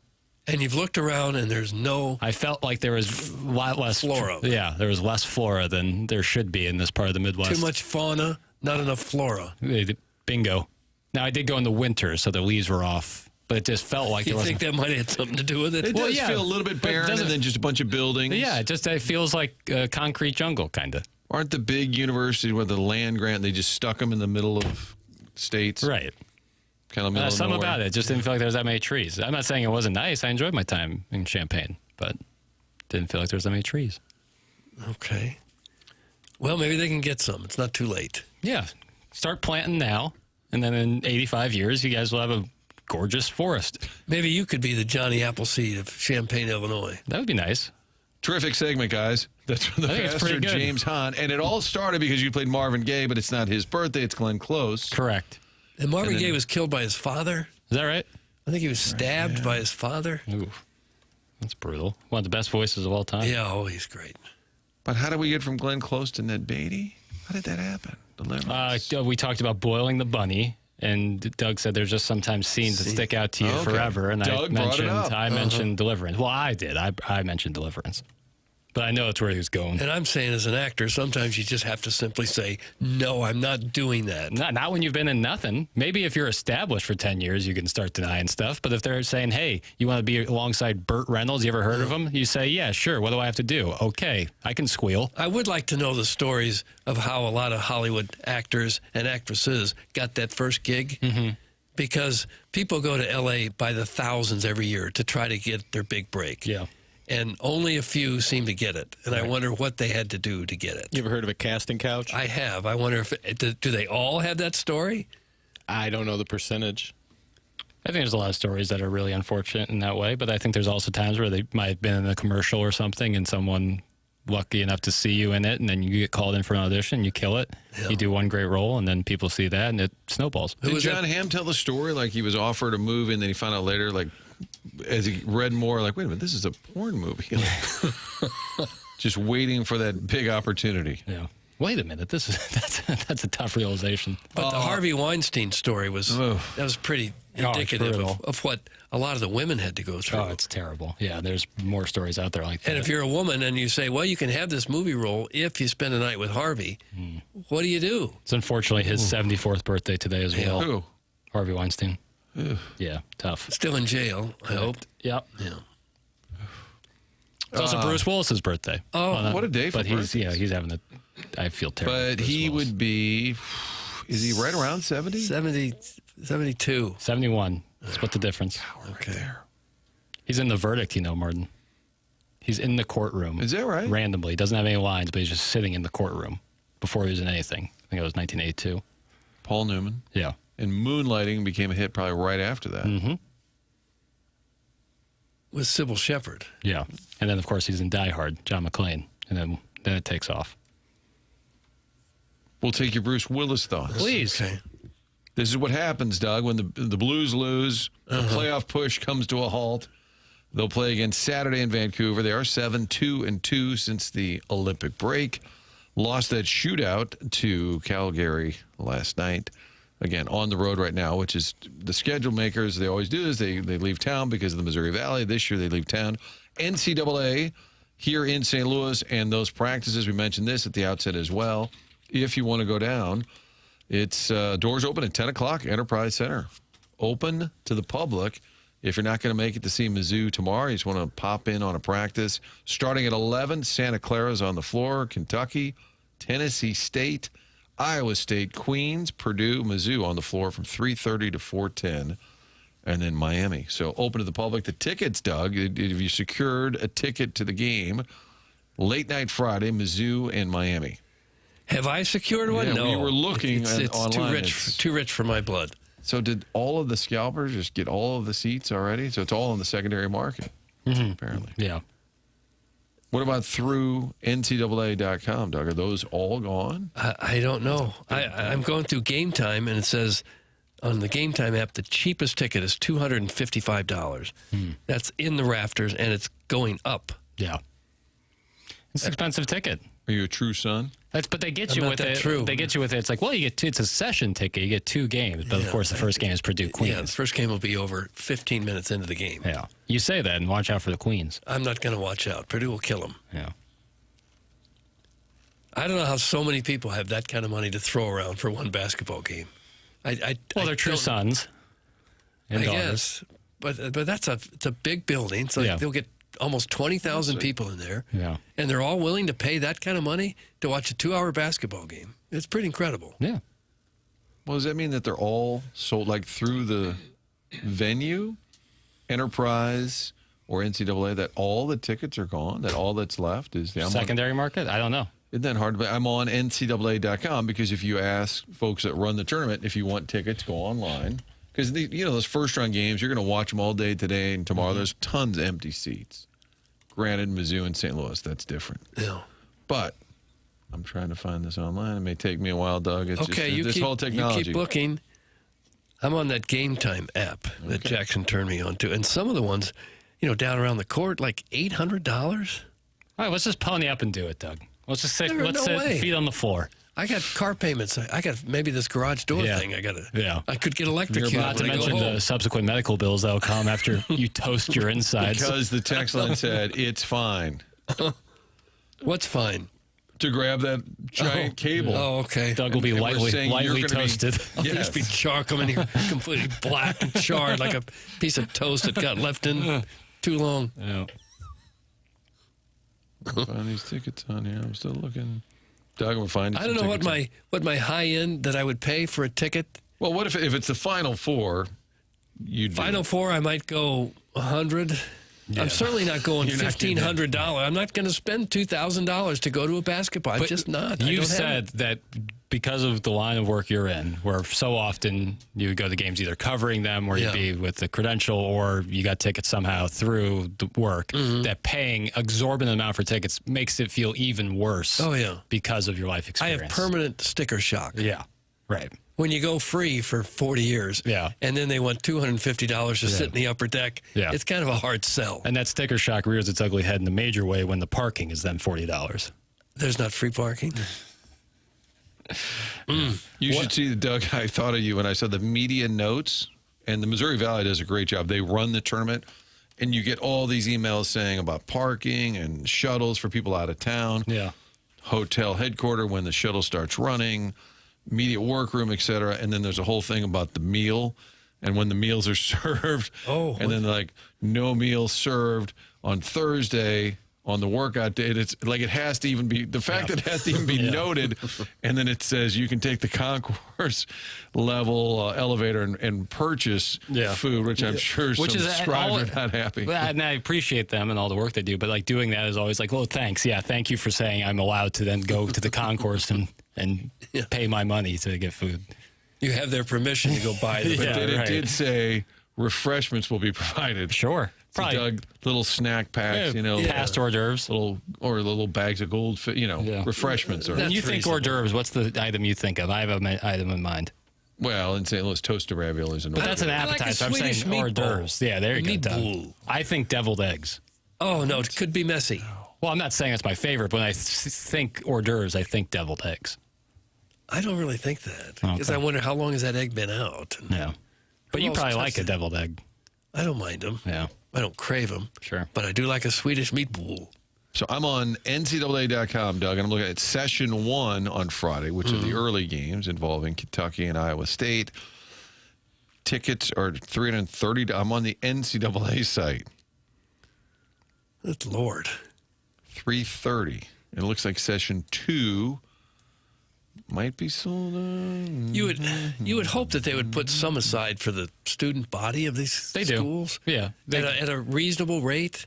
Yeah, they can't expect a college kid to pay $330 to travel and then spend that on a ticket. They often get that little section behind the basket. It's pretty small, but you get and I'm sure that is a hotly contested ticket because of the proximity. A lottery system. Yeah, always. When we went to the tournament, when Missouri went to the tournament, when I was there. Yeah. He dropped a wee. Well, I was at Missouri at the time. I was at Missouri at the time. I think if you go to the school actively when they're in the tournament, you can say we. It's fine. Yeah. Yeah, I like it when the college kids get there because they give it the energy and for sure. Did you see there was I think maybe it was Miami's swim team was down there messing with SMU and they were shooting free throws and their skivvies looked great. No, but that's what kind of separates college hoops from for sure. Basketball. It's the energy. You see. Yeah, the energy. It's the coaches stomping around and the cheerleaders doing their cartwheels and the bands playing and with the big megaphone. Yeah, the mascots. That all makes it interesting. Yeah. We talk about the NCAA making all the money off the TV, the package, the huge March Madness packages. What about the ticket revenue? So for Sunday, right now, if you're going to be optimistic and say Mizzou's advanced, I want to have my tickets ready. There'll be 2 games played Sunday at Enterprise Center. Doug, I can get you in section 319 for $405. I'm not going. Ticket. I can sit on That's all the way upstairs. I can sit on my couch and be right next to the bathroom and the kitchen for nothing. This is NCAA.com. This is not any one of the secondary sites. Yeah. You want to sit in the 100s, Doug, on Sunday because you're excited Mizzou might just get to a Sweet 16? That sounds better, yeah. All right, how about you want to be in row 101? Looks to be a pretty... That sounds pretty nice. 855. You want to slide over center court. How about you should be in center court, Doug? I think so. Section 103. Okay. I got you in row N. You're up a little bit, but it's a perfect spot to view the ball game. Sounds good. I'm going to need 1155 for That's that just ticket. for one. This is unbelievable. I thought when you mentioned your prices earlier that we were just talking about the secondary, the ones that do this for a living. This is at NCAA.com. And the football playoff has like the same thing. Yeah. You got to be a multimillionaire to justify going to these games. Right. The Super Bowl has become, the wealthiest people in the world get to go to the Super Bowl. That's why I've never been like, people are like, would you ever want to go to the Super Bowl? I'm like, I'm not really. I don't think I would like go crazy for something like that. All right, time for a break, Doug. We've depressed everybody about trying to get a ticket to the Mizzou game. I'm sure a lot of folks listening are actually going to the game. Late night Friday, Mizzou scheduled to tip against Miami at 9:10. Have you had Nevin Shapiro on to break it down? No, I don't know how big into basketball he is. He's still talking about Mario Cristobal. Yeah, but I know still talking about the championship. What I do know is how much into heating and cooling Seth Goldcamp, the team at Design Air, is, and Tim's going to tell you about him right now. Design Air Heating and Cooling is online at designairservice.com, the longest-running sponsor of the morning after. Martin Kilcoyne's a client. I'm a client. Doug Vaughn's a client. We ask that you become a client. You're going to be very happy if you do become a client because you know that it's going to be taken care of and you have peace of mind when you're dealing with the high temperatures in the St. Louis area and the low snow temperatures that we can get this time of year as well. Design Air will take great care of it. No upselling. That is the company's plan. They fix it. They are in your business through the long term, not through upselling when they're over at your home. It's Design Air, heating and cooling, online at designairservice.com. Sponsor of our email of the day, the longest running sponsor on the morning after, going back more than a decade. Seth Goldcamp and his team, you know you can count on them, and that's why we're clients. It's Design Air Heating and Cooling. Just go to designairservice.com and work with the longest running sponsor on the morning after, Design Air Heating and Cooling. TMA coming to you from the Stiefel Studios. We've rolled through that 7 o'clock hour now, and the 8 o'clock brought to you by Fisher Window and Door Store. How about that? Fisher Window and Door Store. We got the email of the day, and we're still in the month of March, which means we're still competing for that free garage door. Yep. Courtesy of Schaefer Door Company. How about that? So make sure and fire off your emails the morning after at InsideSTL.com. That's around 9:45. It's a big Hoop Rock Thursday here on TMA.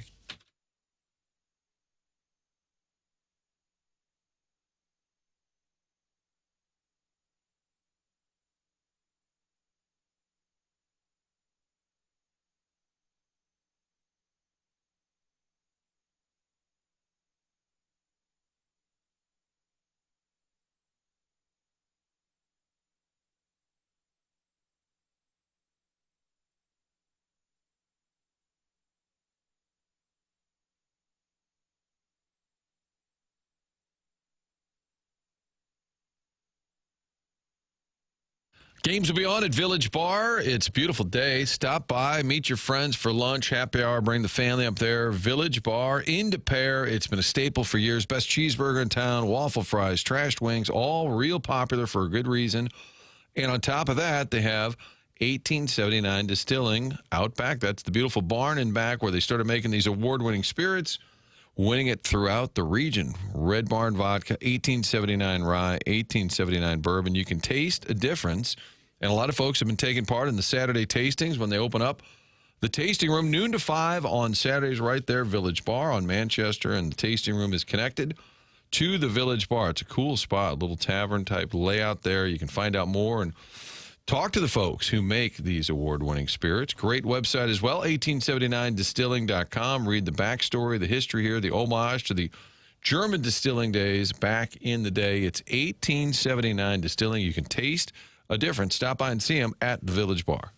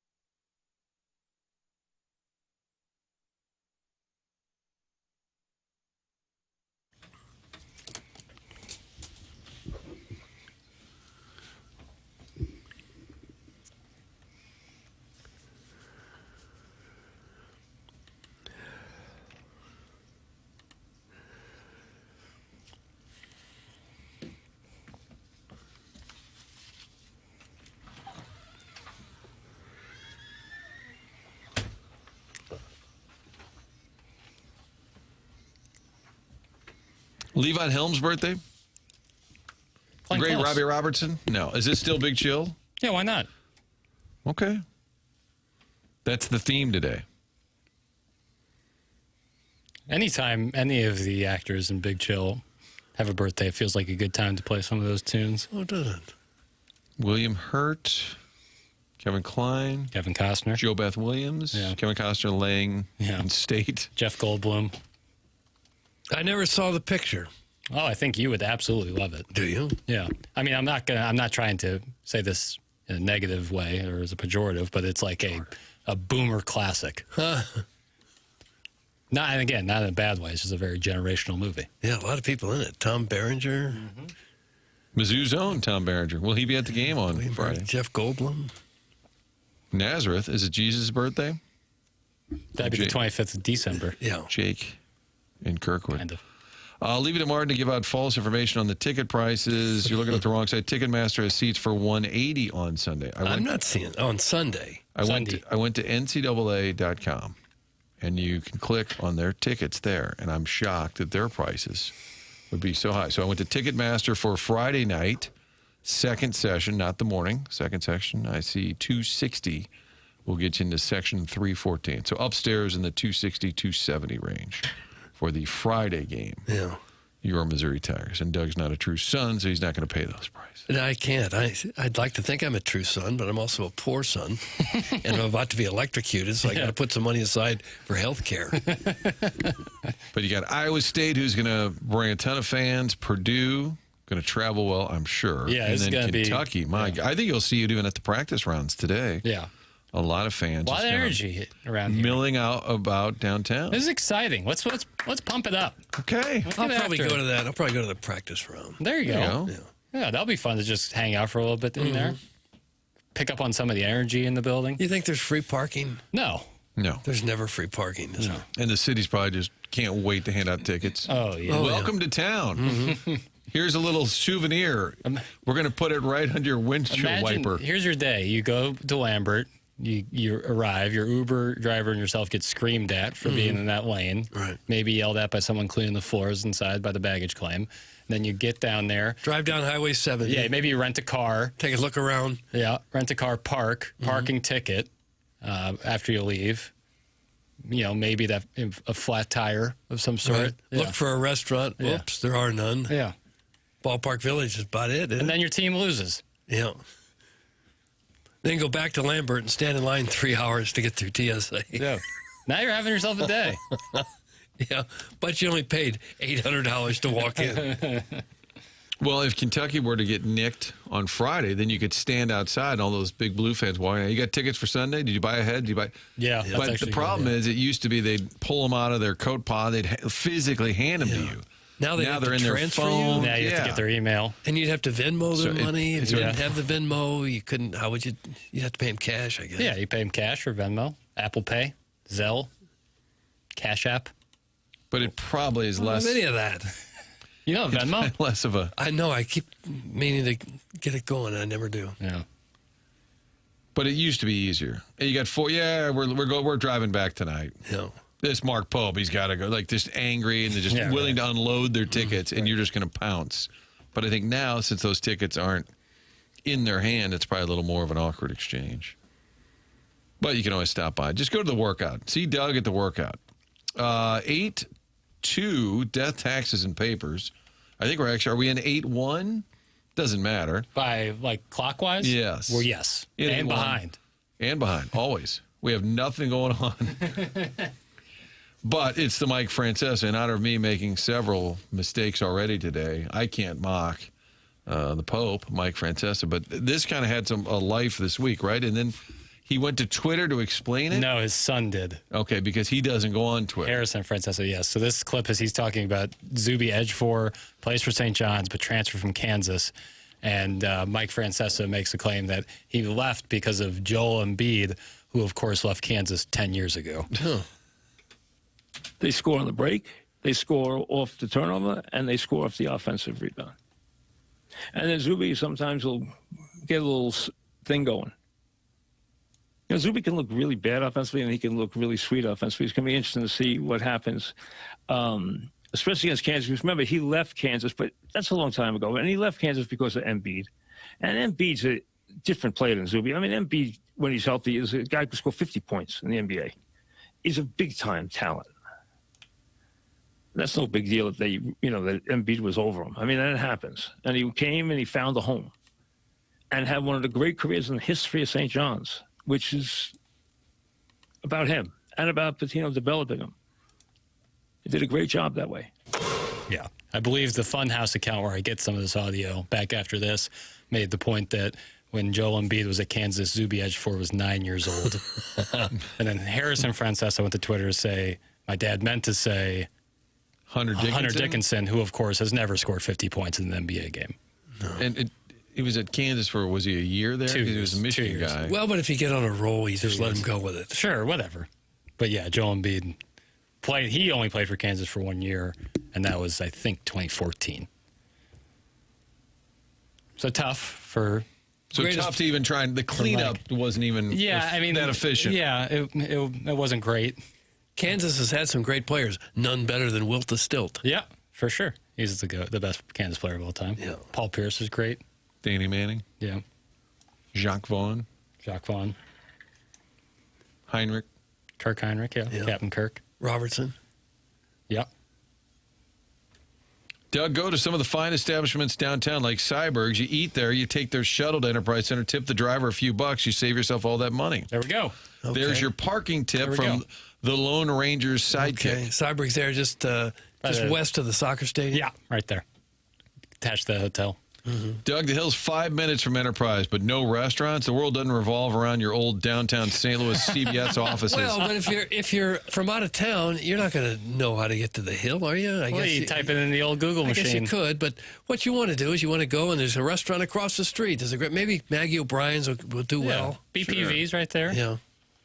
But next to Enterprise Center, like immediate, I've always wondered why there isn't something. And Federico had a bar there in that one hotel that changes. It was like the Red Lion or something. Right. That hotel that keeps changing names on 14th. Why do you keep doing this? Because I'm picturing the building. You painting a wall there? I'm picturing the building. Like, what's the name of that building over there? That's your sign for building? Is just going up and down. Over there. If you go down there, you'd like to park once and hit a place and then go to the Enterprise Center. I don't think you want to get back in your car, go to the Hill, come back, pay to park again. You don't want to do that. How about we open up Doug's Boiled Chicken Emporium? Boiled food emporium. Doug's Boiled Food. Yeah, Doug's Boiled Food. And we start downtown, We buy the dip. You just walk in there and everything's boiling. Yeah.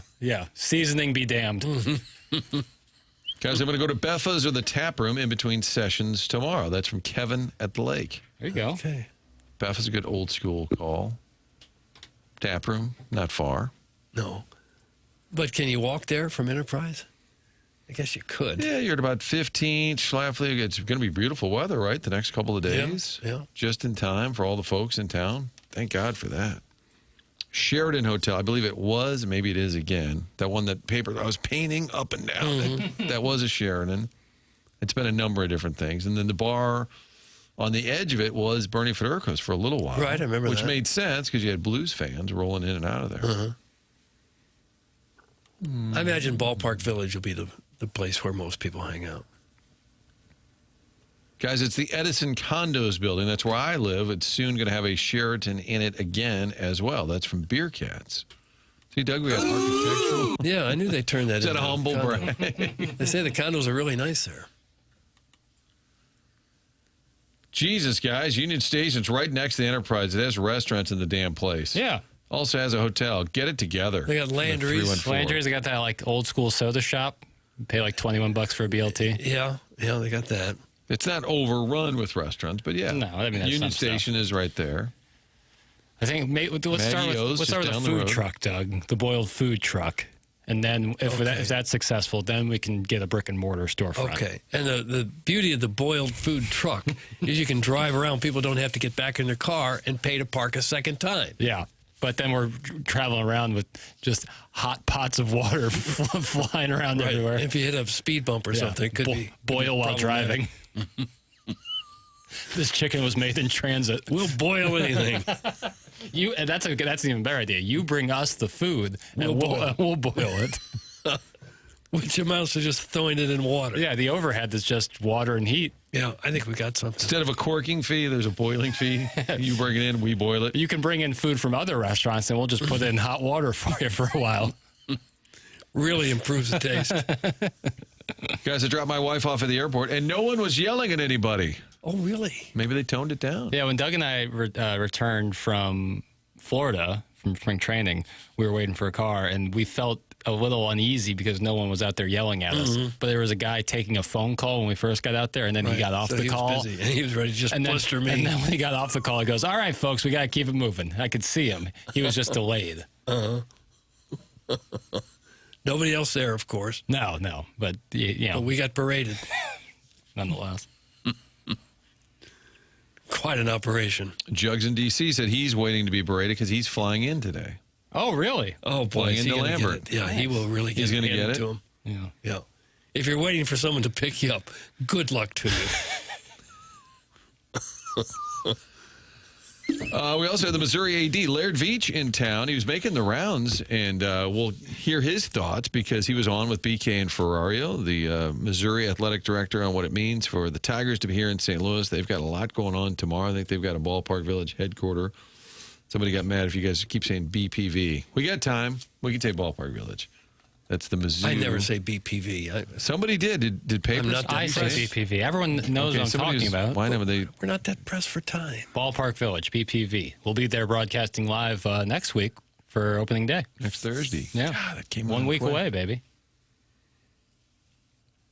And maybe Edmonds will stop by for another visit. Doubt He it. doesn't do media Oh, anymore, yeah, but he came but back he'll be on this there, right? show. Well, remember, that was he had to get somebody to watch the kids. I think he can I handle think it. we offered you to go down there so that he could that's be on the right. show. Yeah.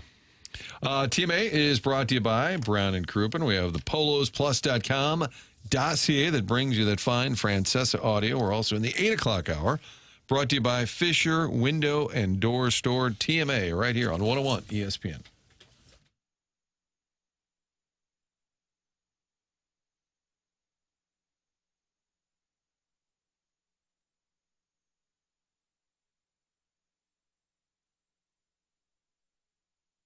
Ryan Luchtefeld appears on TMA as our Billiken analyst, and he is with Delmar Mortgage online at delmarmortgage.com.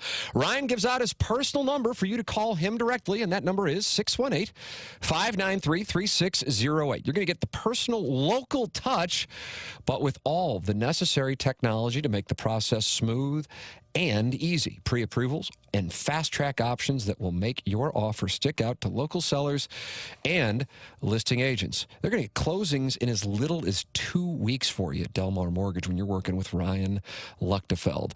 Delmar Mortgage is 60 years of family-owned business, and Ryan himself's been doing it for 22 years, 13 of which have been with Delmar Mortgage. Call him at 618-593-3608 or go online at delmarmortgage.com. His office is close to Scott Air Force Base. He loves working with veterans, and he is a big Billiken supporter as a former Billiken player. It's Ryan Luchtefeld and Delmar Mortgage.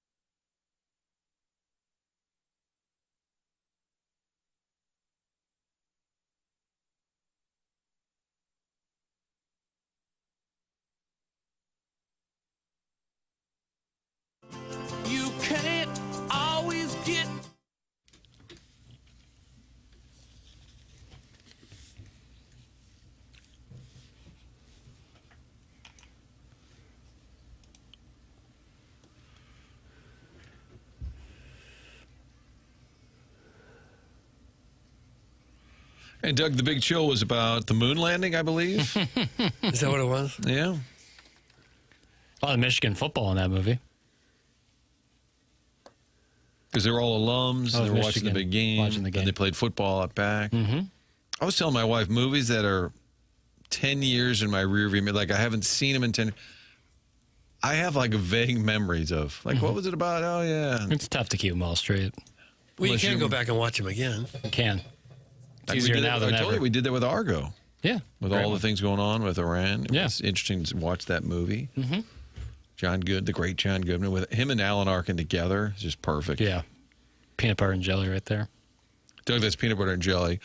We're behind on our clock, and we were trying to decide in the break, like, how does this happen? Kind of a lean dossier. The Polos Plus dossier is a little lean. So how on earth, and then Doug said, we were talking about Ned Beatty. Yeah. Naturally. Right. You have to leave space Naturally. for Ned Beatty Right. chatter. Right. Yes. That when I talk about general banter or vamping, something like that, stretching. From the desk of Jack B. Yeah. It didn't account for Ned Beatty discussion. Right. That's the key, man. TMA on this Thursday, opening day of the NCAA tournament. Yes, we had the first 4, but you have 16 games being played today, starting with the Ohio State game. And BK and Ferrari will be live over at Helen Fitzgerald's. In fact, Fastlane will be there. Papers going by at 3 o'clock. So all day long, it's a little watch and listen party at Helen Fitzgerald's for the NCAA opening round. Mizzou is the last game of the opening weekend. 9:10 scheduled on Friday, which means what, about 9:30 maybe? Yeah, probably. Have you watched the first 4 games and the energy? Not exclusively. I wanted Miami of Ohio to win. That was an awesome. And I'm glad they did, and they won definitively. They played great last night, but the energy is so good. I mean, it's so good. The NC State-Texas game, awesome. Yeah, Chuck Barkley and Dick Vitale on the broadcast. Where I saw people complaining about. People were complaining because they were talking too much. What are we doing? Come on, it's the first. It's the first 4. There's going to be a new segment. What are we doing? Like literally 100 basketball games on coming up. Like, come on. Like, let's for one of these games. If Charles Barkley and Dick Vitale are in the booth together, you just I don't know, couch that take. I think. I didn't like that take. Couch that take? I mean, people are entitled to their opinion, but like you have Charles Barkley and Dickie V. I don't care what they're talking about. It's a podcast, and there's a basketball game going on along with it. And it's on TV, so it's visual. It's in front of you. Right. I don't know. I was kind of happy to see Miami get a win because I feel like they've kind of been disrespected just because they're in a small conference. Yeah. But when you go 31-1 in the regular season, you have to be good, no matter what conference you're in, really. You don't have to be better than the big boys. But to have that kind of consistency with all the talent there is spread around the country, that still says something. Yeah. And they barely got in. They were an 11 seed, a play-in. Yeah. And to come up big against SMU, who the hell knows what conference SMU is in? Big 12, right? ACC? I don't think so. ACC. ACC. Yeah, you're right. That makes perfect sense. to be a power conference team. Yeah, like I agree, that, I man. was happy to see It was awesome. And they played great, too. Like, the energy and confidence they play with is admirable and impressive, honestly. They're really getting their energy in the building last night was awesome. They went on like a 8-0 run in response to like a 7-0 run, and the place was going bananas. It was awesome. Yeah. I love the NCAA tournament so much. I mean, we're starting at 11:15 today. It'll be wire-to-wire basketball until Sunday night, and that's just. I mean, what more can you ask for? It sucks that the weather's going to be great. Do you stay up for one shining moment on that last night? No. You don't? Well, now with social media, I can just watch it the next morning. It's right there on Twitter or YouTube. But it or kind of Instagram. puts a wrap on the whole thing. No, I know, but I don't have to watch it that night exclusively. All right. And plus, like, unless Missouri's to go on a little run, it'll be like a second and a half shot of Mark Mitchell doing a spin move. Or with one of them holding their hands up. Why? What kind of call is that? Yeah. Yeah. So it's, I don't know. Yes, I do like one shining moment. Yeah, though. I do too. It's fun. It's a good tradition. Heiser House Hooligan said that Red Hawks coach said before the game they wanted to shoot 40 threes. If they do that, they could win. They shot 41. Yep, Travis and hit Steele. 16. Travis Steele had a great quote that I'd love to play here. I have the audio of it talking about how important their win last night was for mid-major basketball as a whole. And I think Missouri or SLU fans would feel similarly if SLU were to get a win. This I thought was a really good quote from Travis Steele. Paul Frischner, Rebound Rundown. Travis, yesterday in the pregame presser, I asked you if you felt like this was important for mid-major basketball, and you felt like you understood that you kind of had the weight of the world of mid-major basketball on this team tonight, and you win the game. So what do you hope this accomplishes for that? I think it shows there's a lot of good teams out there. I mean, we had to basically be perfect in the whole regular season to get an at-large. But yet we're going to go win a game tonight, and we can advance far into the tournament. And I would say that the reason people love March Madness is they love to see quote-unquote upsets. This wasn't an upset tonight at all. But people are going to say that it was, right? That's what the outside world's going to say. And listen, there's a lot of good teams. Like Belmont was phenomenal this year. They lost in their conference tournament. They can win games. You know, I had a ton of respect for Casey Alexander or UNC Wilmington. It goes on and on. Those teams can compete with anybody, but they don't get the opportunities in the regular season, quite honestly, to put them in a position to where they can get an at-large bid. Right, and that's the challenge, and hopefully it shows that, hey, listen, we're just as good as any of these other P5s or P6s that are going 500 in their league or whatever is out there. I mean, there's some really good mid-major teams, really good. Miami has 7 players average in double figures. Yeah, they're a total spread offense. They score a ton, shoot a ton. Yeah, and I thought that was a really good coach because he's talking about, you know, how they don't get the opportunity to get the schedule that these other schools do. You know. And SMU is 8-10 in the conference. Yeah. That's what frustrates me. Right. If you're under 500, you don't really have much of an argument. Yeah. Well, there probably needs to be some recalibration of how these metrics work, you know, the measurements that they use to determine who the best teams are. How about use an eye test? Yeah, I mean, that's certainly a part of it. But, you know, it's hard to keep eyes on the amount of college basketball teams there are out there. But the measurements often are like strength of schedule based, strength of record based. WAB, as we've heard about recently, wins above the bubble. It's hard. But yeah, when the brackets came out on Sunday, they would put up there their net ranking. Mm-hmm. Yeah, net. And I'm like, I thought we'd moved away from net. Right. Like what? And maybe that's just the TV well, networks. it's because it's the NCAA's rankings. It's their It's thing. theirs. They're not going to, like Ken Pom, they don't own Ken Pom. They don't own Torvik's site. Who owns WAB? I read about that. It was like a private equity guy. Yeah. Invented his own statistical analysis, and now it's a thing. Doug, you've always been a WAB like fan. people protesting about like private companies owning all this real estate, and then there's like one guy's like, and I'm tired of them owning college basketball analytics. You have your picket sign. What are you working on over there, Bill? WAB. Yeah. Wins above bubble. By the way, I was looking at Mizzou just year in, year out earlier, and it just jumps out at you, and you forget 2 years ago. 0-18 in the Why did you bring? Why does that have to come up? Why does that have to come up? Because it pops. It just pops. That's hard to do. It's impossible. What are we relitigating that? No, I'm just. It happened. 0-18, I like going through and everybody's. I don't measure a team about how much they fall. I measure them how many times they get back up. How about 2 tournaments in response to that? But 0-18, I don't know. It's hard to get. It's hard to believe. You know what? I'm changing. I think you should grab that wire, Doug. I think you just grab 2 big handfuls of it. You want me dead? I think you just grab 2 big handfuls. Talk about a conference record from 2 years ago. Yeah, I think you just grab it. I think you take a shower, don't dry off, and grab it. All right, we'll talk carry it around until you get a spark going. All right, we'll talk about the Drake game instead. I'm sorry. No, damn it, Oh, Martin. what? Damn it, What? Martin. Well, I don't say there's a team missing. Well, there's a team missing from this Field of 68. The Marquette Golden Eagles should be in this tournament. Wow. They should Too be in this soon. tournament. Well, if they hadn't just lost all those games, 20 of them. They beat UConn to end the season. That was a nice high note. It was kind of a reminder that maybe things aren't so bleak. Yeah. If we could, I don't know, get into the portal like everybody else. Look at that. I was looking at Purdue's team because I'm doing live shots, Doug, for multiple markets today. Oh, you have to do it for these other stations? So you put on like an Iowa State cap and then a Purdue cap, and you want to be a little bit knowledgeable about what you're talking. Well, the boys look ready today. If you just keep mentioning the name of their coach, it really makes you go a long That's way. what it's come to. The stations aren't even sending their own people to these games now. And I think like Indianapolis is not quite a home market for Purdue. No. Des Moines is not a home market for Iowa State. I don't know if there's other affiliates, but for Nexstar they provide a live presence if you want. So it's probably like in their news segments. Well, the Boilermakers are once again in the big dance. Let's go down, and Martin Kilcoyne is there, and he'll check in with us. But I was looking at Purdue's senior laden, and I think 3 of their top players were all 4 years. at Purdue, which is just unheard of. Braden Smith being the anchor there. And the other guy with 3 names, I forget his name right now, but Martin Killjoy and Smith. Don't you just talk in real general terms when you're doing it for some other market? Yeah. Well, they sure are happy to be here, but their work isn't done yet. Yeah. They hope to get a big win and move on to round 2. Yeah. Then you run a soundbite or 2. So that's the story from St. Louis. And you think you're done, you're wrapping it up, and real quick, Milton, have you seen a lot of Boilermaker fans? Yeah. And then you say yes. Yeah, but nothing compares to Big Blue Nation. They are here in Forest Boy, Kentucky, and that's going to be something to watch as the crowds this weekend. Back to you. Yeah.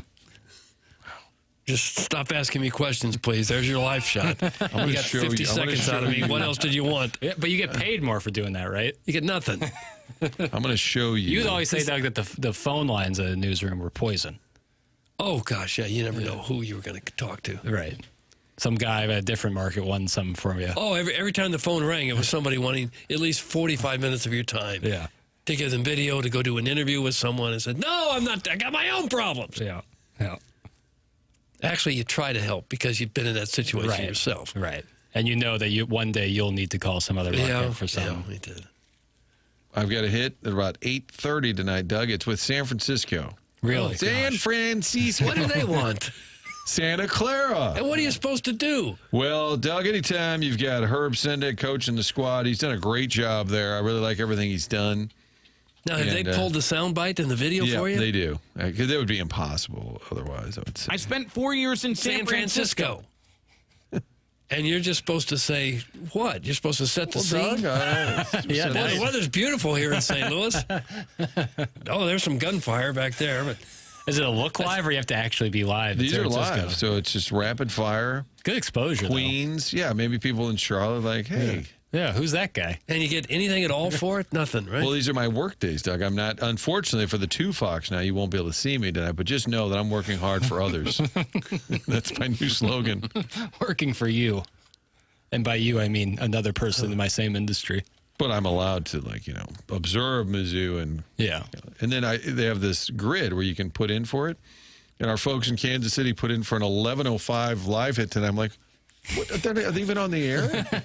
Is it just somebody's So you got to stay that late? You got to stay that late to do a live shot for another market? That feels to me like that's a look live. Hey, folks in Kansas City, how are you doing over there? Yeah, late night here in St. Louis. You're Missouri. It's the clock behind me says 7:10.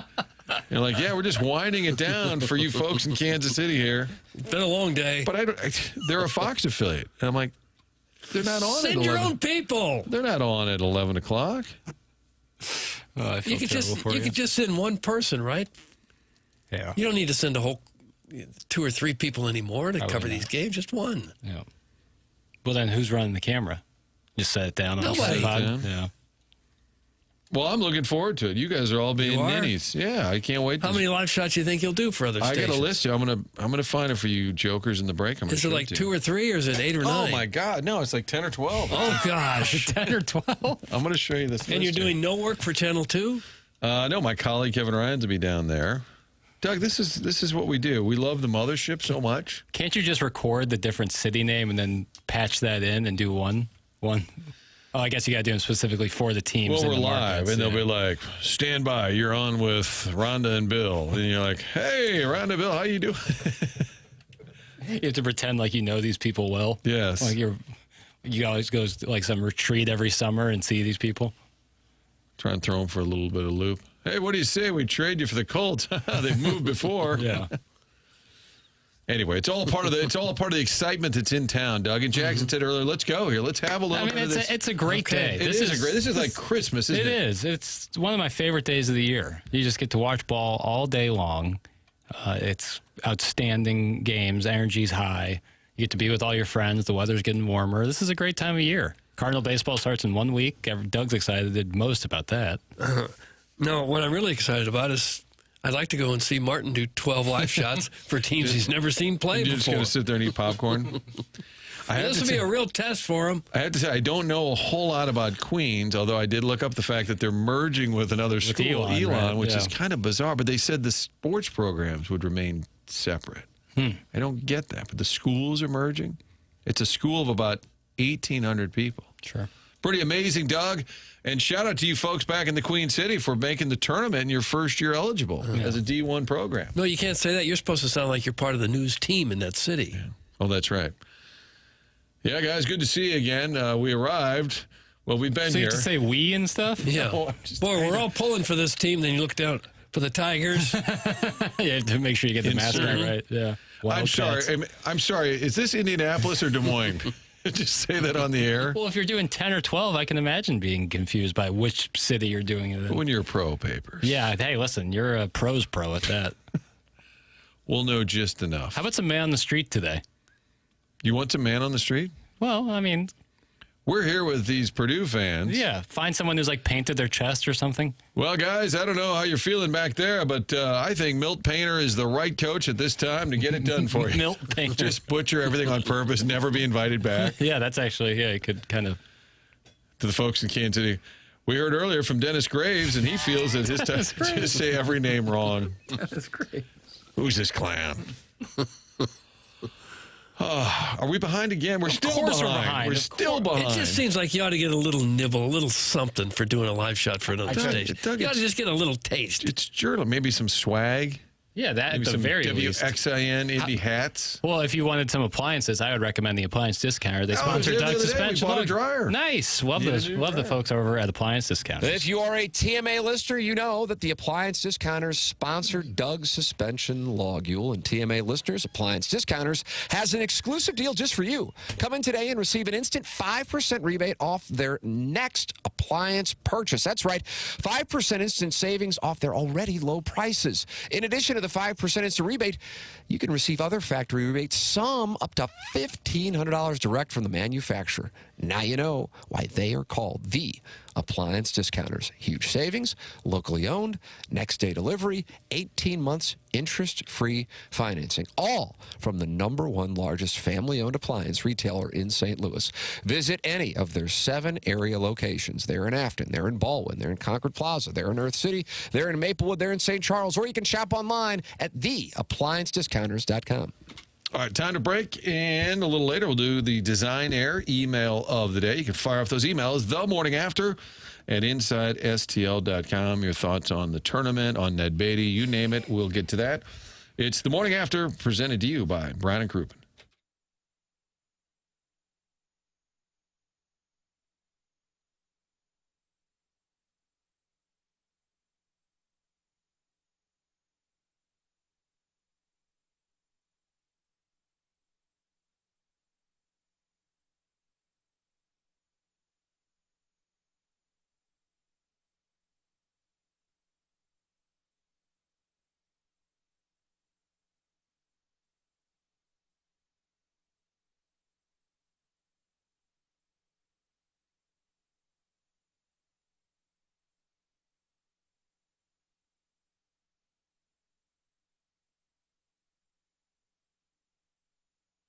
Schnucks is the place to go to load up on groceries. It's Thursday, starting to think about the weekend. Now we got great weather. You can stop by the butcher shop, talk to those folks, some ideas for the grill, getting close to grilling season, kicking in a full tilt. And while you're there, you're going to save money with all the prices that have been knocked down over the last couple of years. But in addition to that, you've got the Schnucks Rewards. Get that app, put it on your phone, and every time you check out, you'll find out what your overall savings is in that account. Every time you check out, you've got rewards. You got $12, $20. You want to use it, want to save it, and keep rolling it over.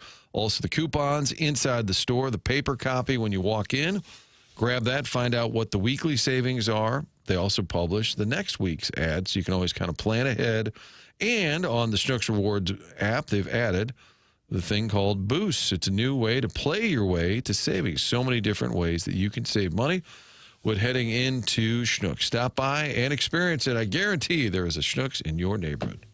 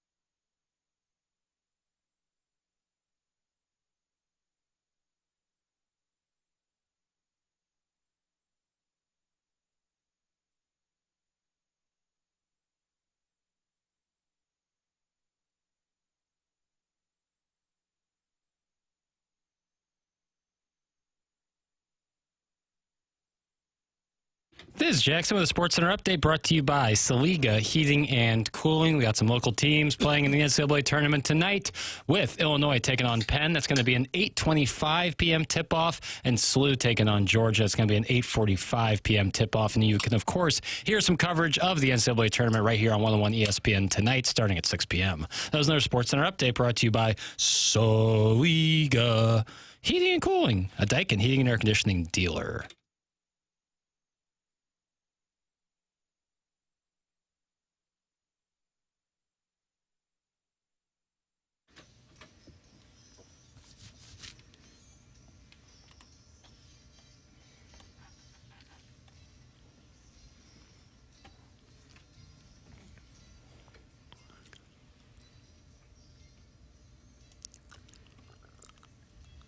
Doug, how about the fact that Queen's University in town, 15 seed, the Royals, I was on their website, said they have watch parties for alumni and friends around the country in Atlanta, Charlotte, Charleston, D.C., New York, and Raleigh. And it's a school of 1,800 people? That's what it said. You're preparing for your live shot for the Queens people? Well, I'm just interested in just surface knowledge. Mm-hmm. I can't believe they have enough of a following. There's a party in Atlanta, Charlotte, Charleston, D.C., New York, and Raleigh. Probably where their alumni bases are. I gather. Probably like a party for 4 and 5 people. Well, it can't be. What would that be for Missouri fans? Would that be Chicago, St. Louis, Dallas, Like, Denver? is there a Mizzou watch party going like on? if you're talking like alumni bases, like where the most alumni now currently live from certain schools. I would assume that would be Queens's. Queens's? Tough when the word. And they're the Queen City, but so is Cincinnati. I was just about to ask. I thought Queen City was also Cincinnati. So confusing. Yeah. 1,800, that's the size of a typical high school in St. Louis. Yeah, St. Louis it's on the County. bigger side, I'd say, high schools, but yeah. Pele Blanco, what's Queen's nickname? Royals. Royals. The Queen Royals. I like that. It's a good name. Not bad. It's no Idaho Vandals. No, it isn't. Or the Kennesaw State Owls. Or the Boston Terriers. Can we get some FS1 Doug today in honor of the start of the tournament B? That's from the KC Hoosier. What does that mean, FS1 You got Doug? a good hot take out of him about his power line situation early in the program. You can podcast on the Schaefer Door Company podcast, which, apropos, Doug was struggling with his garage door. Boy, I sure was. I don't know that I'm going to be able to get in. I don't know if I'm going to be able to get out. Nothing Just works. sleep in the car. Nothing works. Yeah. And I'm going to get roasted by this power line. I just know it. How about you give Martin a hand with some of these live shots? Split them up. More hands And makes my less work. colleague Doug Vaughn is here to tell you more. I'm going to let him step in for a minute or two and tell you more about the Boilermakers. It would kind of be fun to step in and destroy this station's live shots. Well, I don't know what you want to know about Santa Clara. They have no business being in this tournament. SLU got them. Get out of town. Send your own reporter here. How much is it to get on an airline? Snap. Yeah.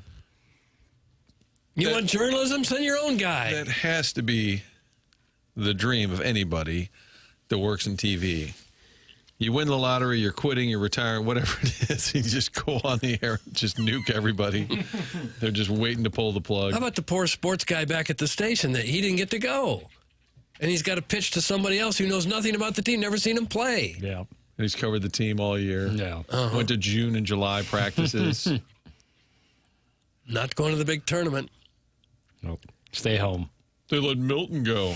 Well, he lives there. It used to be, I don't know if it still is, that if you didn't get credentials all the way through, you couldn't. That's right. You couldn't join halfway through. They wouldn't give you credentials. Really? If you didn't pick them up for the first and second round, they wouldn't give them to you for the rest So of if the way. Mizzou played in Ogden, Utah, and your news director's like, we're not flying to Ogden, Utah on a Tuesday so you can cover the game, and then they made a little run, and the next week they were in Chicago, NCAA, you said, you didn't cover us. Yeah. They've gotten better at that. Okay. Boy, that would stink. You have to go all the way to Ogden? Yeah. Well, I feel like Mizzou was always out west. Yeah. Georgetown and Mizzou were always sent west. Yeah, for sure. I'm sure a lot of Mizzou fans, made trips to California, even that Elite Eight run. That was in San Jose. I was in Salt Lake City one year. Was it Tyus Edney in Boise or Salt Lake, one of those? I think so. It'd probably be better than going to Buffalo, New York, like the Billikens are doing today. Yeah. Pareco's not going, I'll tell you that much. Well, you tend not to see a whole lot of the town when you're there, though, covering it. Sure. kind of the hotel, the arena, maybe a restaurant or two. And then live shot-o-rama all day. Just live shots until your eyes start to bleed. Just keep doing them for towns you never heard of. And that's when you get like a Larry Connor. Doug, how's the team looking? And you're like, well, we were at a little shoot around. Yeah, is that the worst setup they can give you? Is how are things looking down there? Team looking. It's like, well, they had a couple free throws in practice. Yeah, they look light on their feet. They're running free and easy. Some of them are in the best shape of their lives. Yeah. I like where they're at mentally. They feel that they're playing with house money right now. They want to shock the world. Happy to be here, but they're not going to be happy if they just to show up. Right. They want to win. They want to go. They want to make a deep run in this tournament. Right. And that's your breaking news on that's what you've gathered from this shoot around is that they're looking to make a deep run. Yeah. And you do that. And I would close everyone out with saying, if they can just get hot, we can win this baby. Yeah. Well, hold on. Print, repeat 12 times. Doug Vaughn reporting live. If they could just, and they're like, is that the guy we had on last hour? He said the same thing. You know what's really confusing, Doug, is there are two different Next Star stations in Indianapolis. Oh, no. So I might have a hit, and then 10 minutes later, it's also indie-based, but it's a different channel. Can you put on a wig or something? Fake mustache? You need a toupee. Disguise yourself. So if you're flipping around, you're watching TV in Indy. Hey, wait a minute. He looks familiar. That Marvin dude was just on the other His channel. hair is different. I think we're getting to the point, Doug, there may just be one unit channel for the whole country. The about 300 fans showed up here at the Spreckles Theater tonight. They had plenty to say. Now, the Spreckles, you may know, is named after a sugar magnate, but there was nothing sweet about how this forum started. Oh. Yeah, you could do that with the Enterprise Center. It's named after a company that does batteries. And, boy, there's going to be a charge in the crowd tonight. Well, I know what Queens is thinking. They hope to be kings of the weekend. Guys, back to you. If they can just get hot. Good. That's real good. I forgot Purdue was in the national championship just 2 years ago. Yeah, up against UConn. That was Danny Hurley's second straight title. Yeah, would have been. Yeah. And if Danny Hurley wins and McKernan wins, boy, oh boy, we got a press conference showdown. Well, yeah, that's we're heading that way, right? That second round matchup is what it's likely like. Well, UCLA's the 7-10. Yeah, so if they already get past, one of those clubs, I say they're either the 7 or they're the 10. Hold on, I had it up They're here. the 7. They're the 7. Okay, and they are playing the UCF. 10. UCF. They'll get past UCF and UConn. Johnny Dawkins would fall into the category of one of the better players. One of the better players that Yeah. was asked earlier. Best coach in the tournament that had the best playing career. Current college coach in the tournament that had the best playing career. Because immediately people said Penny Hardaway, Hardaway. Calling us idiots. And you idiots, it's Penny Hardaway. Like, we said in the tournament. People say, what about Bobby Hurley? Like, he's not even coaching a team anymore. He's fired in the tournament. Yeah, so if UCLA gets past UCF, and UCF, you know what they call their home arena? They call it the bounce house. If they were to get past UCF and UConn can beat the wily bunch from Furman, UCLA and UConn are headed for a second round matchup. Danny Hurley versus McKernan. You know who I got in that game? I got Mick. I got UCLA. You got UCLA beating UConn. Yeah, that's right. And then I got UCLA playing Michigan State, and I got UCLA winning that game too. Mick Cronin in March. People talk about Tom Izzo in March. Look at Mick Cronin's numbers in March. Did they go Final Four recently? They sure did. 2021 as an 11 seed. They lost to Jalen Suggs' Gonzaga team on a last-second half-court bank shot buzzer beater. One of the most fun games I've watched in tournament recent memory. Like it was yesterday. They have Lucas Oil. Tiger Campbell on that team. Jaime Jaquez. It was good. It was a good UCLA Bruins team. Marcus Johnson. Yeah. Brian Winters. Yeah. Bill Walton. If Mizzou advances, they would face Purdue on Sunday. Awkward for Matt Painter, former coach. Mm-hmm. Yep. Face his former team. If you advance there, that's when you would face Gonzaga. Or BYU, Texas. AJ DeBonsa, probably one of the 2 or 3 best players in the tournament. Yeah. Can't rule him out. Can't rule out BYU. Tournament underway today. And again, we mentioned this at the outset. If you want to go down to Enterprise Center, doors open at 10. It's free and open to the public. The teams will be on the floor. Mizzou 3:30 to 4:10 doing their open workout. As tournament begins, our coverage is live at Helen Fitzgerald, starting with BK and Ferraro, rolling into the fast lane. So from 11 to 6, live at Helen Fitzgerald's. Papers making an appearance between 3 and 5. I feel like at 5, you got to be somewhere. That's your commitment, but they might say, hey, this is going so well, basketball boy, you want to stick around. Scheduled, however. I'm open to it. I'm open to scheduled. it. But, you know, this is my time. Wow. But yeah, I mean, if there was like somewhere like, luckily SLU and Illinois play at the 8 o'clock hour, so I'll be able to be home. I want to be on my couch for that. I think it's going to be a 2 TV setup tonight. Oh, really? Yeah. I think it's going to be a 2 TV setup. All right. How in the hell is Hubert Davis not better than Shire? Didn't he play in the NBA for a decade? Yeah, Hubert Davis is probably better. Shire got an early shout But out. Shire was, sorry, I didn't mean to cut you off. But Shire on some really good teams in high school and college was unbelievable.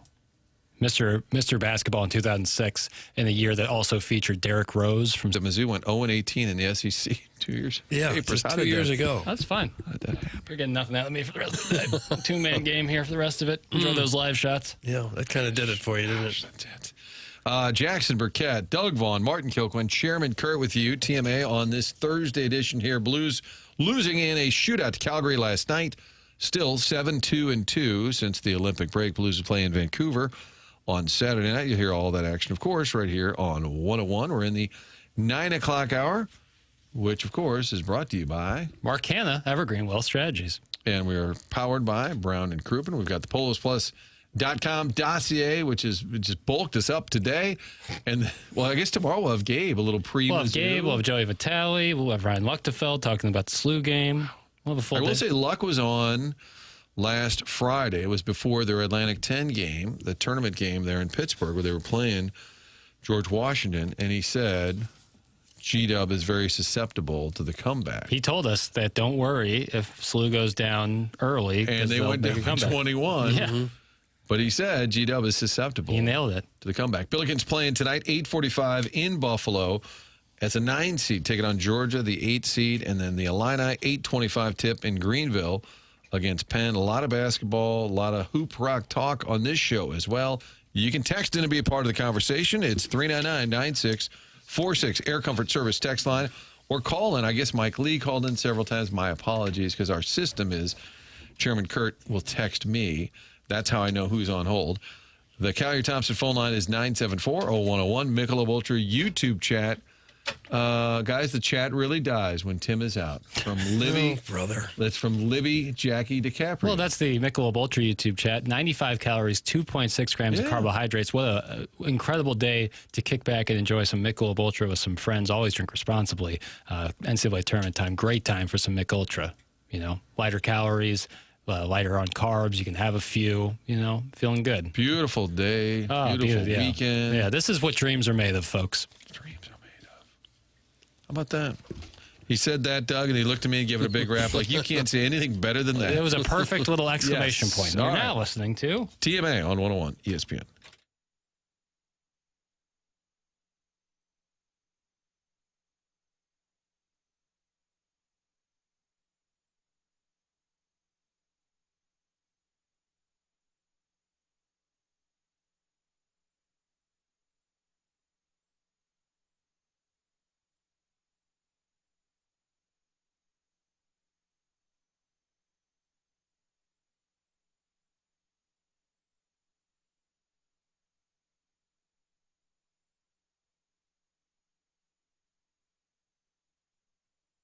FanDuel is offering an early win on your pre-live moneyline bets for college basketball. When your team goes up 10 points and it stays a win no matter how the game ends. Did you get that? Win or lose, if your team takes a lead of 10 or more points, then it's a win for you. And don't forget, with FanDuel, you get paid instantly when you win in the game of runs. Isn't that nice? We're going up 10 or more points. It's a win for you. Just visit FanDuel.com/local to get started. Bet the bracket with FanDuel now. Martin Kilcoyne has a play for you on FanDuel. Well, you know what you said about that Troy 13-4 matchup. Troy taking on Nebraska. You said, be careful. Yeah, be careful. Was that a 14, 15-point spread? And it's 13.5. Okay, what I'm moving seeing down a little I'm going to take Troy to cover. Love that. Because if they're going to even threaten an upset, that means it's close. Now, Nebraska may survive, but I like the idea that that's a scary game Therefore, I think they'll cover. Okay. I like so one more time your play is Troy minus 13. Plus 13.5. Yeah, so Troy plus 13.5. Yeah, you must be 21 and present in Missouri. Opt-in required. Tokens are non-withdrawable. Restrictions apply,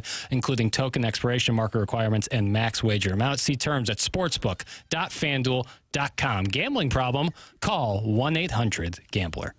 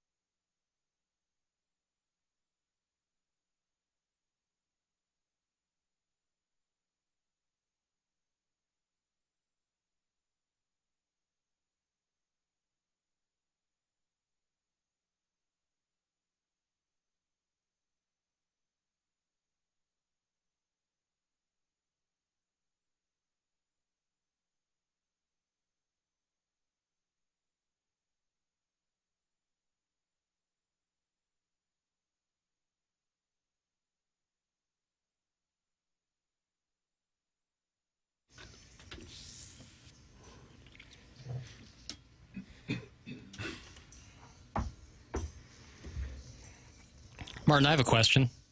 Jackson Burkett, questions being asked. Your birthday on St. Patrick's Day. That is correct. Did you have the corned beef and cabbage, or did you have what you like best for your birthday? You know, the day of, kind of laid low. My in-laws were in town. We were going to go see them. They ended up here, so we had lunch on Tuesday and then was home all evening, afternoon. Everybody's texting, hey, have a pint. You having a green beer? And I'm like, oh, no, I'm at home. Yeah. But we celebrated with my mom and my sister on Monday. Nice. And my mom ordered corned beef. So does that count? Yeah, I think it counts. She had the corned beef. Yeah. Doug, you like corned beef?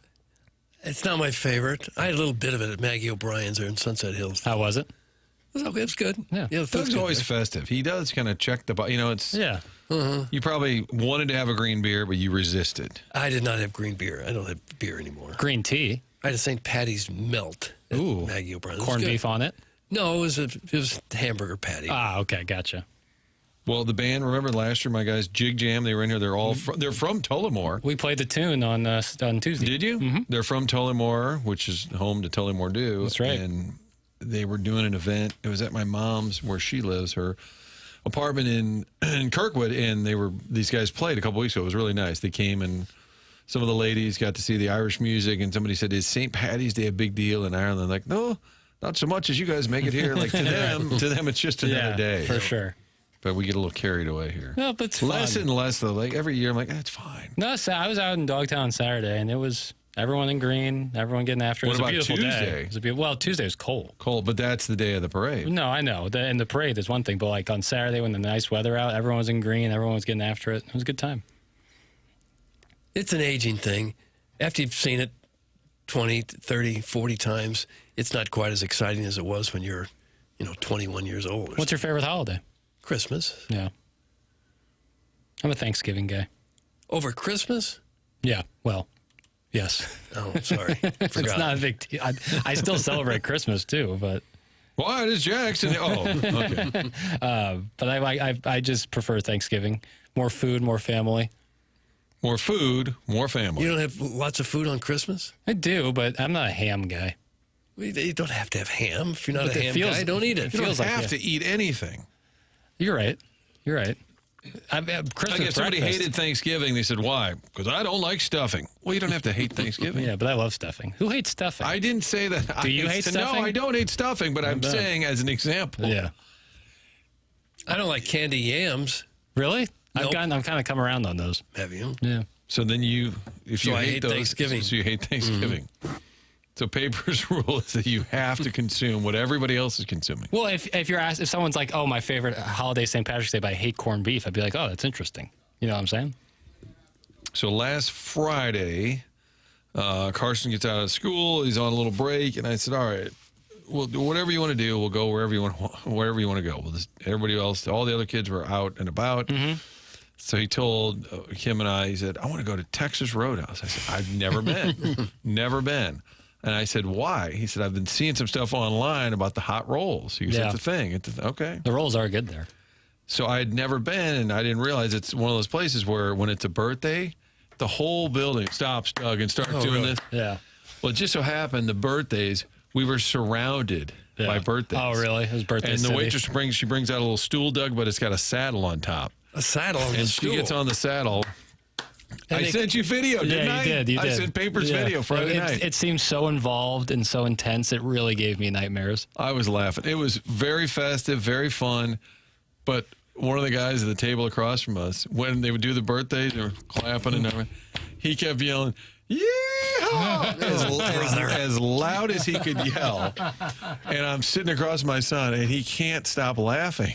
Because the guy, it was kind of mid-bite, too, Doug. He'd get a little more to eat, and then he'd go, "Yeehaw!" Isn't it crazy that they can't sing the regular happy birthday song at restaurants for copyright reasons? Is that true? Yeah, that's why they always sing. I didn't notice They sing that. happy birthday. They never sing Just happy alter the words a little birthday bit? to you. That's stupid. I didn't even realize that. You know. Happy birthday. Oh, well, thank you. Thanks. It's not my birthday, though. Mike Lee has joined the chat. Papers, your birthday was on Friday. So you were going to kind of lay low. Well, you'd been out with your parents the previous weekend. That was like when, we celebrated with my family. But did you shoot it on Friday night? Yeah, I mean, I was grabbing drinks with friends and hanging out. Yeah.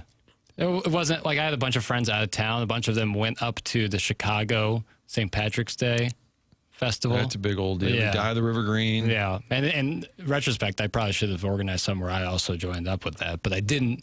So a bunch of my friends were out of town. But the ones who were here, I hung out with. I got to see a couple of friends who came in town randomly, and so that was great. It was a great birthday. Played a lot of golf. Played golf both Friday and Saturday. Because it got crappy on Sunday, right? Yeah, Sunday was no good. Sunday was no good right at the time of Selection Sunday. I had to watch that on my phone. Yeah, we had to go in the basement for tornadoes. Yeah. You're like, hold on, tornado, just 1 second. Missouri might be a 10 seed here. That's what I kept thinking. I should grab my tornado helmet. Oops, we don't have them. So that's your other invention? Yes. You got the boiled food van. Tornado helmet. Yeah. It's like a football helmet, only it's got a big tornado on the side of it. And when you're in the basement and the house starts falling apart and things falling on your head, you're okay. You got the helmet. Yeah. Yeah. This is the ramblings of a man who just 48 hours ago was eating dog food in this very studio. Wouldn't you missed rather that have a one. helmet? Oh, God. If things are really starting to blow around your house, wouldn't you be glad you had a helmet on? For sure. But then when it doesn't happen, you look kind of goofy sitting there in a football better safe helmet. than sorry. Yeah. You ride a motorcycle, you don't usually need the helmet, but Yeah. you're happy to have it if you do. But motorcycle helmets look cool. Can I get a helmet You're that saying looks this cool? tornado helmet won't? Okay, can I wear a motorcycle helmet? No, because I want to make a buck off the tornado helmet. Okay, so you got it patented. I just put a sticker on there and charge you $300 for it. I can see it. The sticker is like a picture of you pointing at the camera, being like protecting you. I like that. Yeah, that's not bad. Now we're getting somewhere. I was yelling at Doug's station, going, "Oh, come on, enough of the weather."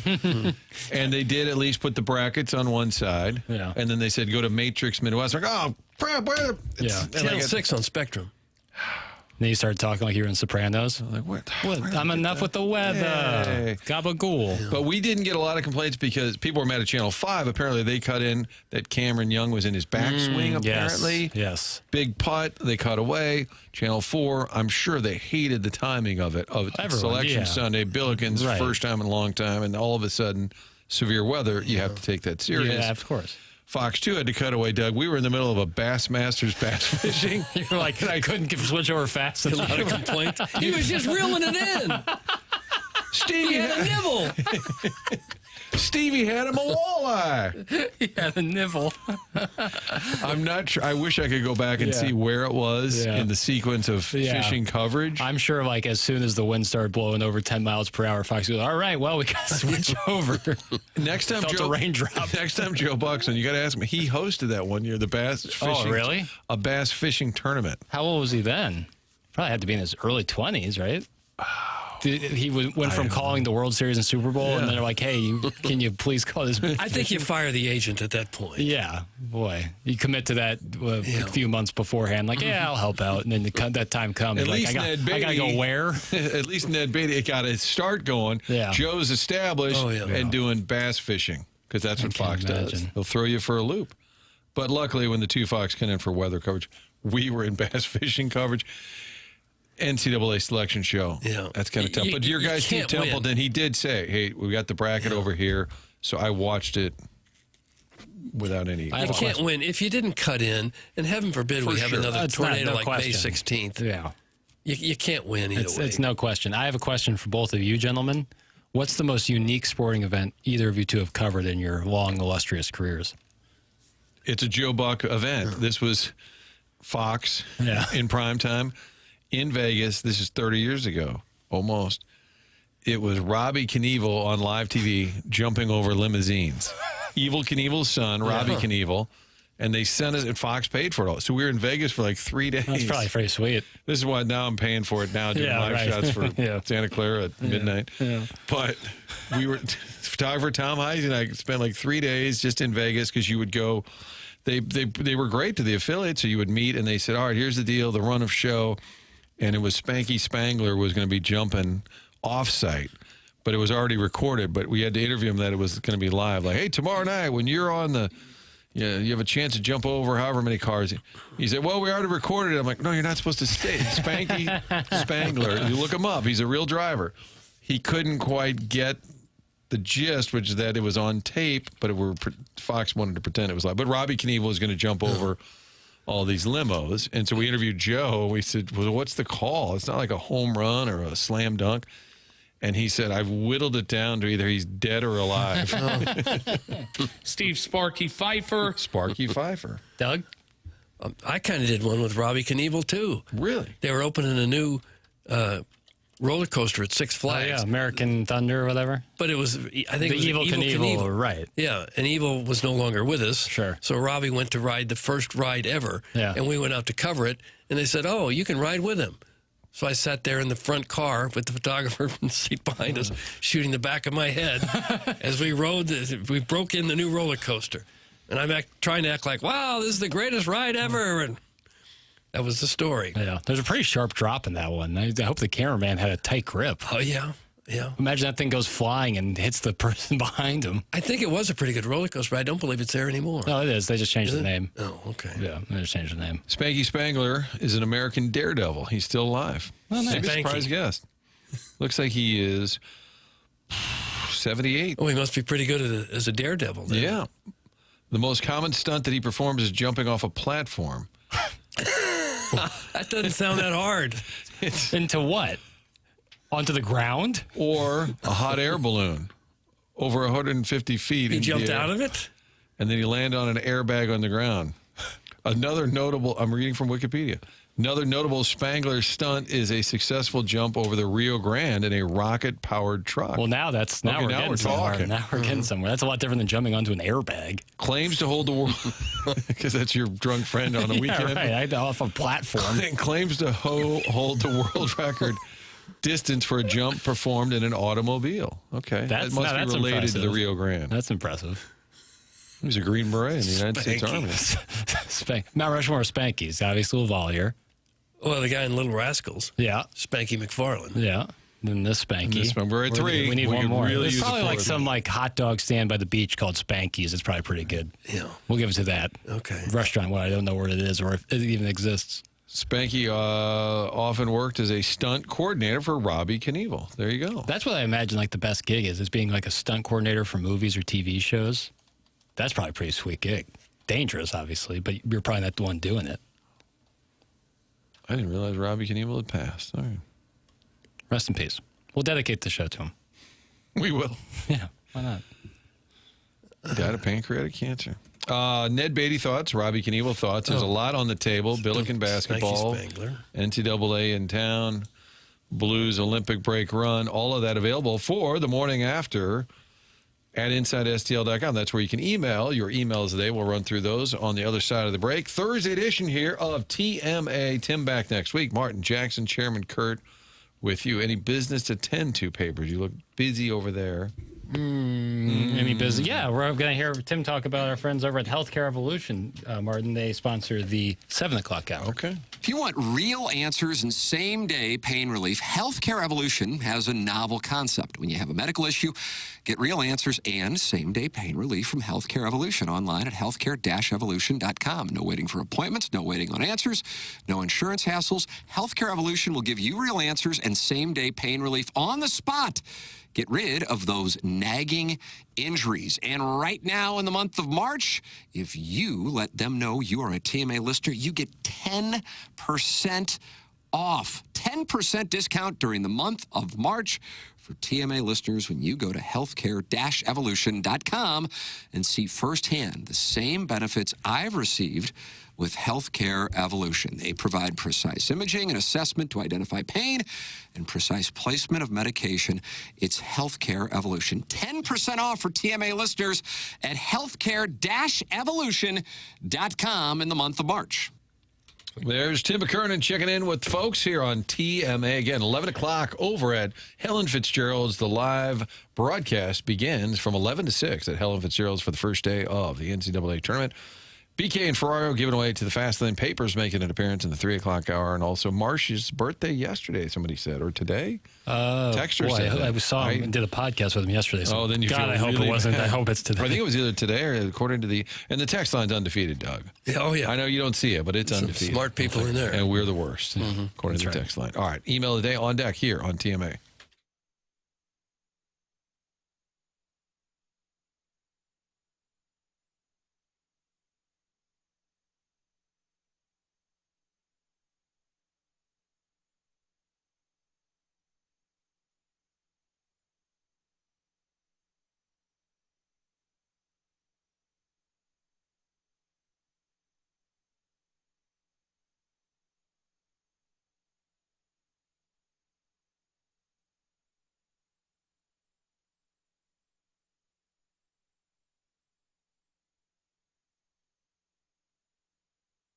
Michael's Flooring's been family and locally owned for over 30 years. Michael takes great pride in helping and making sure that his employees are happy and making a great living. You can go online right now at igotflorida.com, Michael's Flooring's website. IGotFloored.com, and right now you get 3 samples free from Proximity Mills. Michael's passion's flooring, and when you order from him, he wants you to have the best experience for the best price. That's why he's making sure he gets the best carpet installers and giving them $7 a square yard, which is incredible compensation in this industry. Just come in or talk to him. You're going to see the difference. They want to make sure they suggest the best thing for you, not pushing what corporate's telling them they have too much of. There's a reason he's continued to grow through the 31 years. Employees love working for him as they feel like family, and he makes sure they are taken care of, and this then rubs off to the families buying the product as they know they have the best interests of the buyers. They have it all, but carpet's awesome, and it's back. They have so many varieties of all flooring and have 3 easy-to-get to locations in St. Louis. They're in Creve Coeur, they're in Garden Prairie, and they're in St. Peters. Come see why people are loving getting floored by Michael, and make sure you visit the website IGotFloored.com.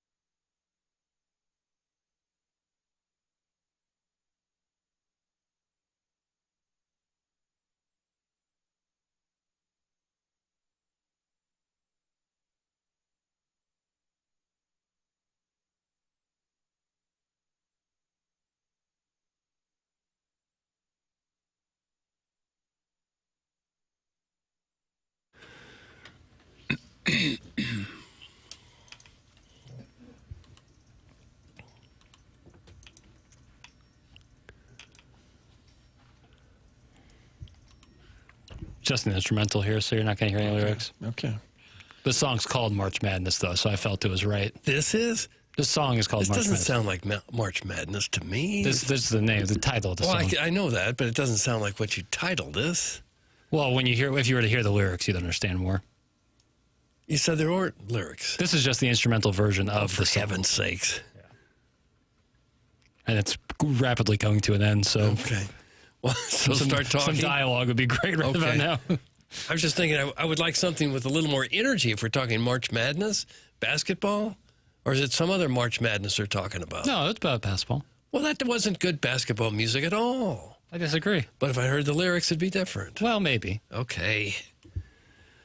Oh, it's exhausting sometimes. Jackie boy, should I make the trip to St. Louis for the Mizzou game from Nashville? That's from Uncle Moo's Saucy Pork Steak. Only if you got a bag full of money. What Doug said. Just a bag full. I'm not sure you could even pay cash. You probably couldn't, right? If you walked up to the Enterprise box office, they probably wouldn't take cash. Why not? I think you might it's right. a cashless building. Is it?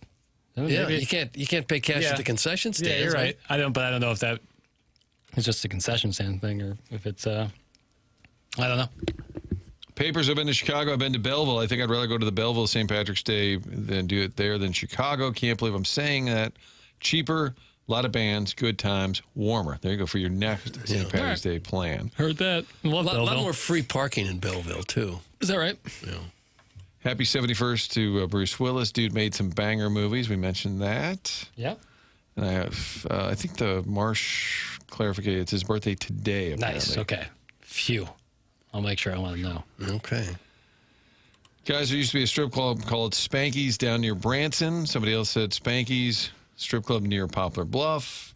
It figures our text line would know where all the strip clubs are. We're getting ready to do the Design Air heating cooling email today. And Martin, I think you know something about Design Air. Oh, I do. Design Air was texting with Seth Goldcamp the other day. He is the fourth generation family owned and operated, the owner of the company, Design Air, and has a great team. He really does. The employees love working there, and you'll know the difference when you work with them, when they're inside your home doing a repair, doing an installation. They love the company, and you can just tell the difference because when they get into your home, they're not trying to sell you something they don't need. Really professional operation. Fourth generation means this is going to be here today, tomorrow, down the road, a long time in St. Louis, and a long time running sponsor, the longest running sponsor of the morning after. DesignAirService.com is the website. That's where you can book an appointment. This time of year, getting ready for the AC to go back on.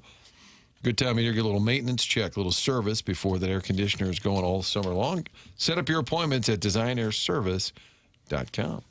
And time now for email of the. You have them papers in front of you? Oh. Yeah, I got them. Okay. Okay. There we go. So I got to get a pen. Yeah, I do too. Schaefer Door Company, $5,000 garage door on the line. Martin, I know you're wondering about the standings since you've been out. Chet's neighbor now has a 1-goal lead on Poor Film Student, 3-2 there, and a bunch of guys with 1 win. Send in yours the morning after at InsideSTL.com. Poor film student could probably really use a break. You'd think. If nothing else, then on a garage door. Morning, gents. Doug's garage door rant was comedic gold. If we could get that snipped and cut for future show use and potentially listener download, that would be great. Let the madness begin. I'm taking Nebraska to the Elite Eight, which is not the hot pick, but I like a team that lives and dies by the 3. It's akin to going all in on unsuited 10 jack and 7-8-3 already down on the flop, and you're praying to every god and every culture for a 9 on the Turner River. Degenerate gamblers unite. Let's get it on. That's Bro Fallon, Bracket Balla, Shot Kala, got no blades, got no Impala. Bro Fallon got no Impala. Ode to Tina, bone so small, boiler so big. He named it Tina. How was Tina made? He claims she was conceived by grilled chicken and tepid water. The food Nazi overwhelmed his gullet in so many ways, so gestation period was only 7 days. Falling over by the weight of his rolls, he needed a shoehorn to get into Jackson's office hole. Oh. So big you think Tina needs her own pass. Good thing he only has to pay by the ass. That's from Toby. Toby. Or Tobe? Toby. Yeah, I believe we called him Toby in the past. Toby. Morning, boys. 2 of the big perks I get from starting my workday at 3 a.m. are I avoid interactions with the stampeding herd of hefty hippos who trample whoever gets in the way of them getting the sweet sweet anchor of life, affectionately known as Dr. Pepper. And 2, I get to enjoy in early sporting days like March Madness, home opener, etc., without using any off days. A win's a win. Anyway, great show today. Good to have Martin back, nitpicking the dossier and taking us all through his navigation of websites. Doug did a good job being no good to us today. The Boyle food truck idea is the biggest moneymaker since Spanx. Have a great day. That's from the Heiser House Hooligan. Heiser House Hooligan. The annual Vianney play of the Boomer Classic Animal House. A tungsten light pole fell on Jimmy's foot, so we lost our Kevin Bacon. His dad said, "I'll do it." We were like, "Great." A 5'4", florist playing the role. I mean, this is just one of the most poorly written emails I've ever seen. No. He said, quote, "My boyfriend We'll try and Alfred." sway the audience. Yeah, it's fair. We're leading the witness. He said, quote, "My boyfriend Alfred and I have seen the movie 15 times. We will be fine." As he bent over and said his line, "Thank you, sir. May I have another?" My buddy Butchie, a.k.a. Doug Niedermeyer, slid in his prosthetic movie prop. After the 10th propulsion, Mr. Banyan passed out from the pain. This is Kevin Miller again, isn't it? Ned Beatty's deliverance stunt double will all votes conveyed to Major Eric, last name Son. Major Eric, last name Shun. He's not new. No, but it was good. Sup, boys? The time was 9:17 this morning, and I was strolling down the road listening to your typically ass-grab talk. All of a sudden, I get 20 seconds of static that had to be the best part of the show. It was absolutely riveting, and I can only think Papers is to blame as well. Sorry. I fully expect Jackie to take some time away to set up his YouTube live stream from a zoo just for his movie boy audience to see him cry again. Where's Cam? Love you, Tim. Thanks. That's from Average Size Shabangas. Average Size Shabangas. All right, here we go. It was late last night. Chet and I were out in the cul-de-sac playing one-on-one hoop for about 3 hours. We actually got so lost in the competition that Chet forgot he had scrambled eggs on the stove and burnt them to a crisp. Can you blame us, though? We were so excited. It's the start of March Madness. We split the series, each of us with 4 wins apiece. After the games, we went straight into training drills. With the warm weather, we were both soaked in sweat. I guess my white nylon gym shorts were a bad idea. Once they got soaked from sweat, you could see right through them. It didn't help that Chet also kept splashing water on them to increase the transparency. I had a jockstrap on, but you could see more than you bargained for when you take a gander. Can't say that was neatly packed away in the front pouch of the jock, but my... What? I don't think I can say this word. My... What's it start with? It starts with ham.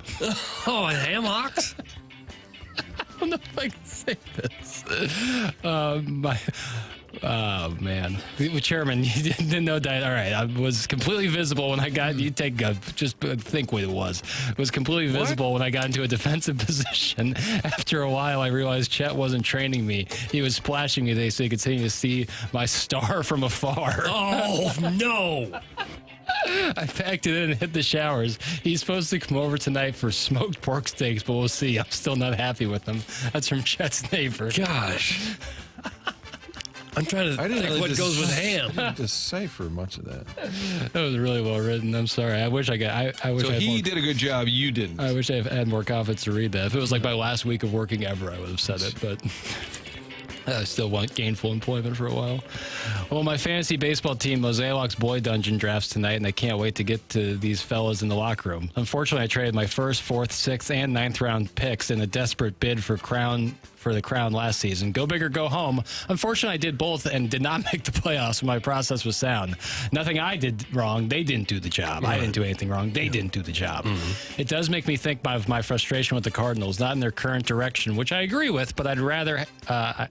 but rather how they got there. For years in the Mo era, it felt like we stopped one key piece short, but the stance was always, we don't give out big contracts or trade top prospects because we want to be good every year. Well, they avoided the costly moves that would put them over the top, and yet we still have to rebuild. A slow slip into mediocrity instead of a clear championship window eventually closing shut. We were sold a lie.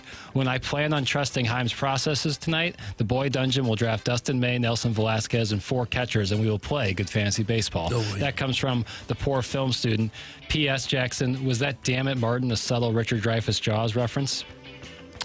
Poor film student. Poor film student. I don't remember saying that, but yeah, we'll count it. That's what we got. Okay. Design air heating cooling email of the day. Well, we'll vote now. We'll Secretly, vote, of and then course. we'll announce the winner in about 50 fiscal minutes. It was just 50 minutes. I don't know what fiscal has to do with any of it. I always ask papers for my little piece of paper to vote. Yeah. And I'm looking like, why can't I just rip you off? have, I have stacks of paper. Yeah. Why can't I just rip off a little piece? Half a forest gave up so Martin can scribble on it. Oh, there went the paper right Nice there. ambient noise right there, too. Nap pop. That lets you know the voting is about to go down. TMA on a Thursday here, getting set for NCAA Tournament Day 1. Again, 11 o'clock is when the live broadcast begins at Helen Fitzgerald's. We're in the 10 o'clock hour now. How about that? Close the door on the Mark Hanna Evergreen Wealth Strategies 9 o'clock hour. TMA from the Stiefel Studios, presented by Brown and Crouppen.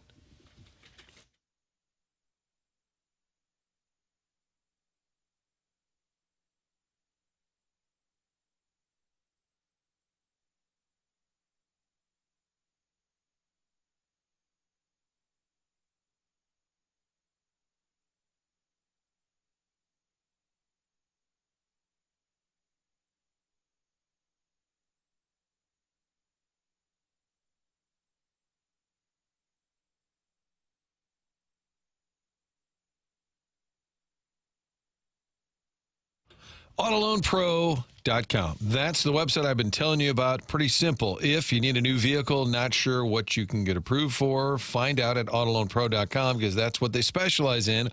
Little to no money down while getting you the best rate possible. No matter what the situation, no matter what the circumstance, Auto Loan Pro gets you the vehicle and helps you get your credit back on track. Making that large purchase gets complicated, especially if there's been a hiccup, but Auto Loan Pro gets you back on track. Over 50 different lenders, that's who they're working with. Financing the car, the only thing to know, choose the pro. AutoLoanPro.com. They are part of the Lita family. Online, you'll see a selection of the vehicles as well as the free playbook that they put together to help educate you and also getting you the car of your choice in the future. They put that playbook together for you. So get the new car, get your credit back on track. AutoLoanPro.com is where you can make that purchase, select the car, and get the best financing available. They do all of that at one site, AutoLoanPro.com.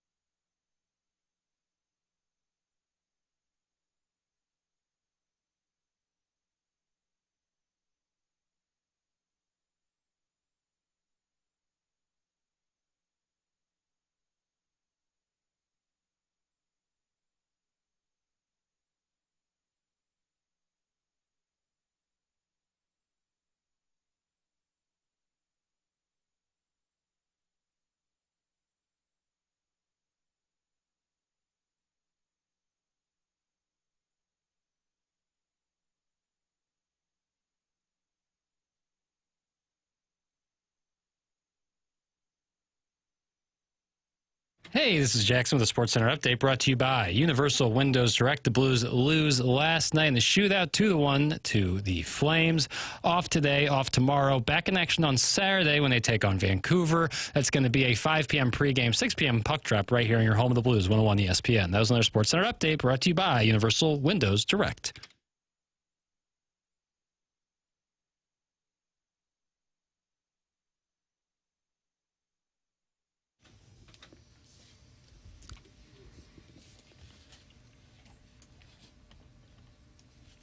Is this more like it, Doug? Yeah, this is much better. It's a great song.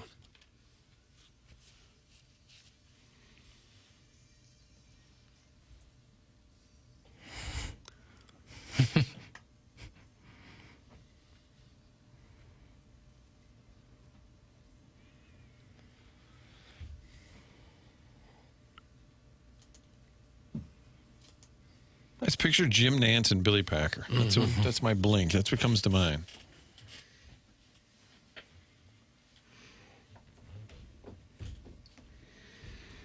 Was this written just for the tournament? That I don't know. That seems. There's a whole backstory before it became Luther Vandross, and then they changed it, and they went back. Well, it's written by David Barrett, right? Right. And his brother does the power rankings for Jason Barrett. Sports Radio. Rankings, sure. Yeah. Ooh, a little electric guitar there.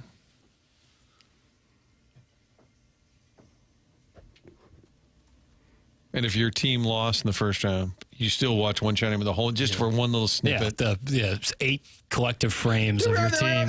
Yeah. Half a second of your coach crying. Sports Illustrated used to put out the cover, remember? And every team would be featured on there. You had to kind of look kind of like a Where's Waldo cover. Yeah. Well, it's a good year for us here with 3 area teams in it.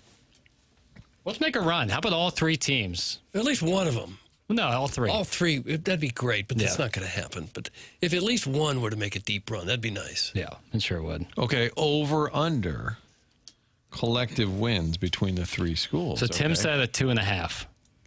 Oh, really? Yeah. That seems a little low, but that means I'd have to get that 3. there's going to be based on, betting spreads. The SLU and Missouri game, we're going to be tight. Okay, predictionary. Okay. For the 3 teams, the over-under, Tim said it at 2.5. Yeah. Okay. I'm going to take the over. Okay. My theory is Illinois will get me 2, and I just need SLU or Mizzou to win 1. Right. I think that's the. I get is where it a safe pick. I think that's. I'm myself a little on the fence on the number, but I like your process of how you got there. You got to trust the process. I've switched to being on the over. I think either Illinois or Mizzou actually might make a little run. I think one of the 2 are going to make a little run. What about our Billikens? Roll Bills. If you're asking me to be 100% truthful, where my bracket is, where I would have UGA tonight. I would have UGA. Yeah, I think most people would. And they are favorites. And it's not like it's not me being like, and people can say what they want. I don't really care. Like anti-SLU. I love Josh Schertz, and I've loved watching SLU all season. This is going to be by far the best team they've played all season, and I think.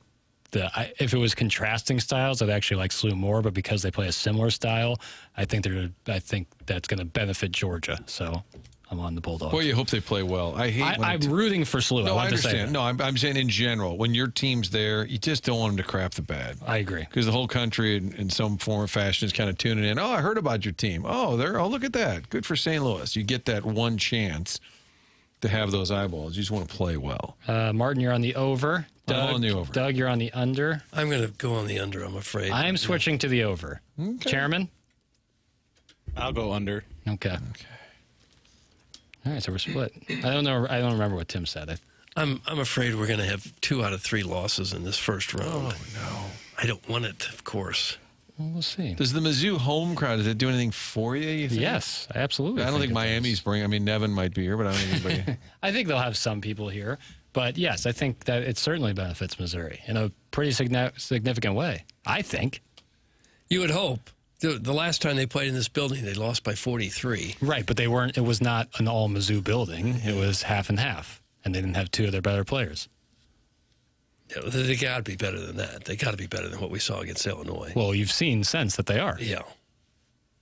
Jackson isn't anti-SLU. He's just a realist. That's from Beach Ball 29. I'm giving you my honest opinion on the game. That's what I think would happen. It's like if SLU was playing a different 8 seed, I might think of it differently. But because of the way Georgia plays. I don't think there'd be a lot of experts picking SLU to win this game. I think it's pretty split. I'd be curious where the money's at right now. I can go and find that information out right. If they had been playing better over the last 3-4 weeks, Would agree. I'd feel a lot better. That goes into my assessment of the game too. Is I haven't liked the slow starts. I haven't liked some of the things. And then there's also the Robbie's foot injury is still out there. You know, I think the time off has been beneficial to him. But let's see. Yeah, it's pretty split.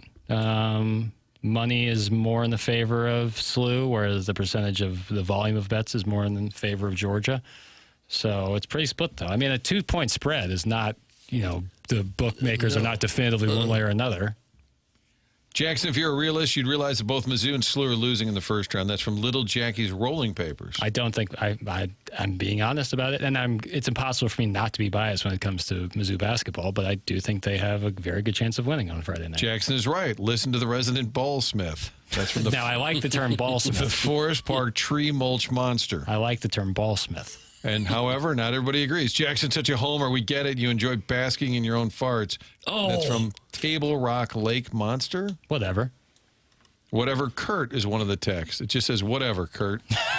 Did Kurt have a controversial take there? He took the under in the 2.5. He was told. You want to show your work on that one, or you just think he's good on? I love Jackson, but he's such a Mizzou honk. I don't think he's anti-SLU. I think he's just hopelessly optimistic about Mizzou. It's like watching Charlie Brown try to kick the football every March. It's from Arbor Day. Yep, but one day I will kick that football, and Mizzou will be glorious, and everyone will just have to deal with me. You think you'll live to see a Mizzou national championship in hoops? If there is a God. And if there isn't? I don't know. That's something you say. I don't know. I hope. All I can say is... As if you had to explain it. It's just something you say. Yeah, I hope, man. I hope. If not, it seems like all of this was for nothing. John Gruden's, my entire existence. John Gruden's burner says Jackson, papers, 100% right. However, Quamaine Vayukas IV, Jackson reveals his own ignorance. Well, I'm guessing that Quamaine Vayukas has SLU winning, which again, you could say, well, does it make you a homer? And I'm being out front by saying that, like, my Mizzou, anytime I'm giving like an assessment on Mizzou, I'm going to be clouded by my plenty of optimism I have for the Tigers. I have a lot of optimism for the Tigers. I live and die with Missouri sports. So I can't lie to you and say that I won't be biased in that. SLU, I root for actively, but they don't have the emotional investment from me that Missouri has. So I feel like I can be a little bit more objective in my assessment. If you don't like that, text in about it. You didn't wear your jersey today, your Billiken jersey.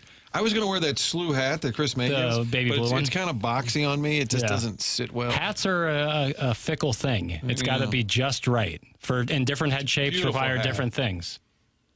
I have a friend on my live shot today. Hello, Indianapolis. I'm representing the Billikens. Do you have to sometimes, do you bring a comb with you everywhere you go? I have a brush. Yeah. Oh, very nice. What is that? New school, old school? I don't know. Was that fancy? A little bit. It's a little fancy. You're mocking me for having a brush. But it doesn't fit in your pocket, does it? That's in my... I have my got a backpack. bag. Okay. It's like Verno in Stand By Me, where he brings the comb in case they get on TV when they find a dead body. It's there's some folksy about carrying a comb around, and there's something a little like, oh, waddy frickin' da about bringing a brush. Kurt, am I wrong? It just seems like it's like akin to like having like a kerchief in your pocket. Yeah. Wow. Yeah. What if I just put the brush in my pocket? Just keep it handy right there. Is a kerchief what you would sneeze in? Yeah. A handkerchief. That's got to be just a bacteria Sanitary. Nightmare. Yeah. You sneeze and then put it back in your pocket? Wait. Maybe wipe your glasses off. Not the with pocket square thing. Yeah, you'd put it back in the pants pocket probably. But it still was a walking snot machine. Yeah, it was just, but it's still better than sneezing all over your clothes. Okay, how about a pack of tissues? But you can't carry that around with you all the time. I'd rather carry that around than a piece of linen disease. Well, I think maybe they do carry around those real thin packets of tissues now. Right. They didn't That's have what I'm saying. those Yeah, not a years ago. box. You have to walk around with a box of Yeah, that's what I Kleenex thought you were talking under your about. shoulder like you're carrying a pigskin. At all times. No, that's not it. That's not it at all. No. SLU has a chance tonight, but they're not beating Michigan. Love them, but they got a bad draw. I'm in the over here. Mizzou or Illinois will make the Sweet 16 from Stepdad Gary. Yeah, that's the unfortunate thing about the 8-9 situation is like not only do you have a real tough game in the first round, then a 1 seed is likely waiting for you on the other end. Yeah. So that's tough. That's why like kind of being in the 10 seed, yeah, you get a 7 seed, but the difference between a 7 seed and an 8 seed is a lot smaller than the difference between a 1 seed and a 3 seed. I think year by year that could be different, but especially this year, I think there's a major difference there. Yeah, after you get past about 5 or 6 seeds, anybody can beat anybody else. Yeah, your 6 through 10 seeds are much closer to each other than the 1 through 3 seeds. You know, especially in a year like this year and last year too, if we're being frank. Well, you can be frank. Yeah. Okay, terrific stuff.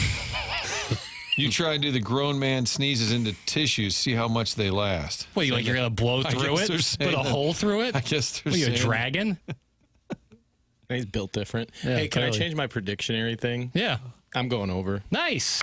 All right. Kurt's Whatever, joining the Kurt. team. Well, I got to him. No. You're getting flustered. I looked at my bracket and I realized I had all 3 of the local teams winning in the first round. Oh, so yeah. Well, yeah. There we go. You could have hedged there and then given the down prediction Yeah, but I down don't your like when bracket. you've got when you have multiple fantasy teams. Oh, and you're yeah. doing In different for a things penny, in for a multiple pound. Brackets, yeah. Yeah. 2 days to get a result of the debate, who's better, Mizzou or SLU? SLU beats UGA, Mizzou goes home. Sorry, boys. That's from the 618. Well, the game hasn't been played yet. There's predicting. I think okay. they're predicting that we're going to get an answer here. I'm predicting that if you go to mentality, you start to feel better. LowTUSA.com. Tired of always waking up exhausted? Dad bod starting to weigh on you, finding it harder to get excited about, well, basically anything. If your energy, focus, and drive aren't what they used to be, it might not be that you're just getting older. Good chance your hormones and metabolism are out of balance. So this new year, let's get back to the old you. You remember that guy? Sharp at work, full of energy, fun, the one people enjoyed being around. That's where Mentality comes in. They're not a macho, low-T bro clinic. They're human-centered, and their mission is to figure out what's really going on in your body and your brain. Mentality starts by listening. They'll run real labs and explain your results in plain English, then build a personalized science-backed plan using hormone therapy and FDA-approved peptide treatments to help get your brain and body back on track. So stop telling yourself and everyone around you that you're fine. Right now, all new patient labs will be covered in your treatment plan. That's a savings of $250 right out of the gate. Reclaim the old you, the younger you, with Mentality. Schedule your appointment now at lowtusa.com. That's lowtusa.com, LOWTUSA.com. Tim McKernan checking in on the program here. It's Jackson, Doug, Chairman Kurt, whatever, Kurt. That's all it took. Garner. All it took. Whatever, Kurt. Illinois is a 3 seed. Jackson just shot them down. No, I didn't. I didn't hear that. I'm saying that, yeah, I think there's a big difference between a team like Illinois and a team like Duke. Bigger difference than there is like a team like a Kentucky versus Missouri who split games when they play this year. You know what I'm saying? Yeah. Yes, they're both 2 seeds apart, 3 seeds apart, but I think there's a larger gap skill-wise. Here's the beef from Comaine Boyukas. The 4th, Georgia is, he's quoting you, Georgia far and away the best team they've played all year. Just flat wrong. VCU and Santa Clara both are on par with Georgia. Quit being an SEC homer, Jackson. Yeah, I mean, you can say they're on par. 6-1-205. I think they're the best team they've played. I think by a healthy margin. I think Georgia's better than the seed they were given. I think they, result-wise, were 2 up and down all year, but when they're at their best, they are super dangerous. Not to say that SLU at their best isn't also super dangerous. We've seen that. Kwame Vikas is going to fight anything if you don't say SLU's the greatest team ever, and they get a rough draw, and he's always going to be upset. So I take that with a grain of salt. You dismiss him. No, but I feel the same way. Like, I'm a Mizzou guy, and I would probably be like in the same way, like complaining about it. But I also would, if I was someone who isn't a Mizzou fan, take what I say about Mizzou with a grain of salt. I'm a fan. Well, I hope you don't take your furnace with a grain of salt. Yeah. Or your air conditioner. Probably going to need that air conditioner this weekend. It's supposed to get in the mid-80s, I think.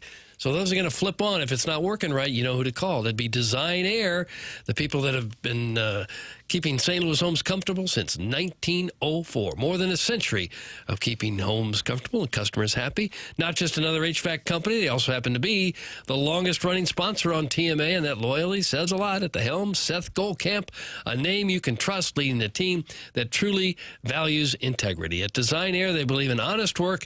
You're never going to be sold something that you don't need. So whether you're dealing with the St. Louis cold or the summer heat, and we're going to get all that in the span of a week, they have got your back with dependable service service and no pressure solutions. Visit designairservice.com.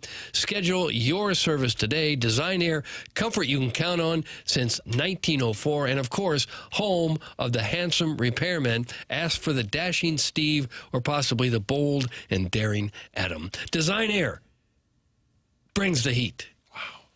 Guys, why is Martin still here? Good point. Danny Beefcake. We appreciate you sticking around through oh my God, onboarding. it's 10:27. With all these live shots you got to do today, when do they start? Looks like Doug, 3 o'clock will be our first report for Indianapolis. How's everybody doing up in the Circle City? They're doing news at 3 o'clock? I guess, 4 Eastern, I guess. There was a guy, he's from St. Louis, Joe Donlin, that started, he was the lead anchor on that News Nation, which Nexstar owns, that, cable news. And he would do hits every day with Mandy Murphy. Yeah. And it was to kind of get people to watch News Nation. But every day to, how's everybody doing in the loo? Oh, stop. Just trying to be one of us. One of us. We don't call it the loo. How's everybody in the Circle City? Yeah. Queens. The Circle City. They're going wild in the Mound City. We don't call ourselves the Mound City. What do you got for Des Moines? What do you got for Des Moines? Des Moines. Cornville. How's everybody's yield? The pride of corn country. Where's Cam? How's everybody's yield? Team A brought to you by Brown and Crouppen here on 101 ESPN.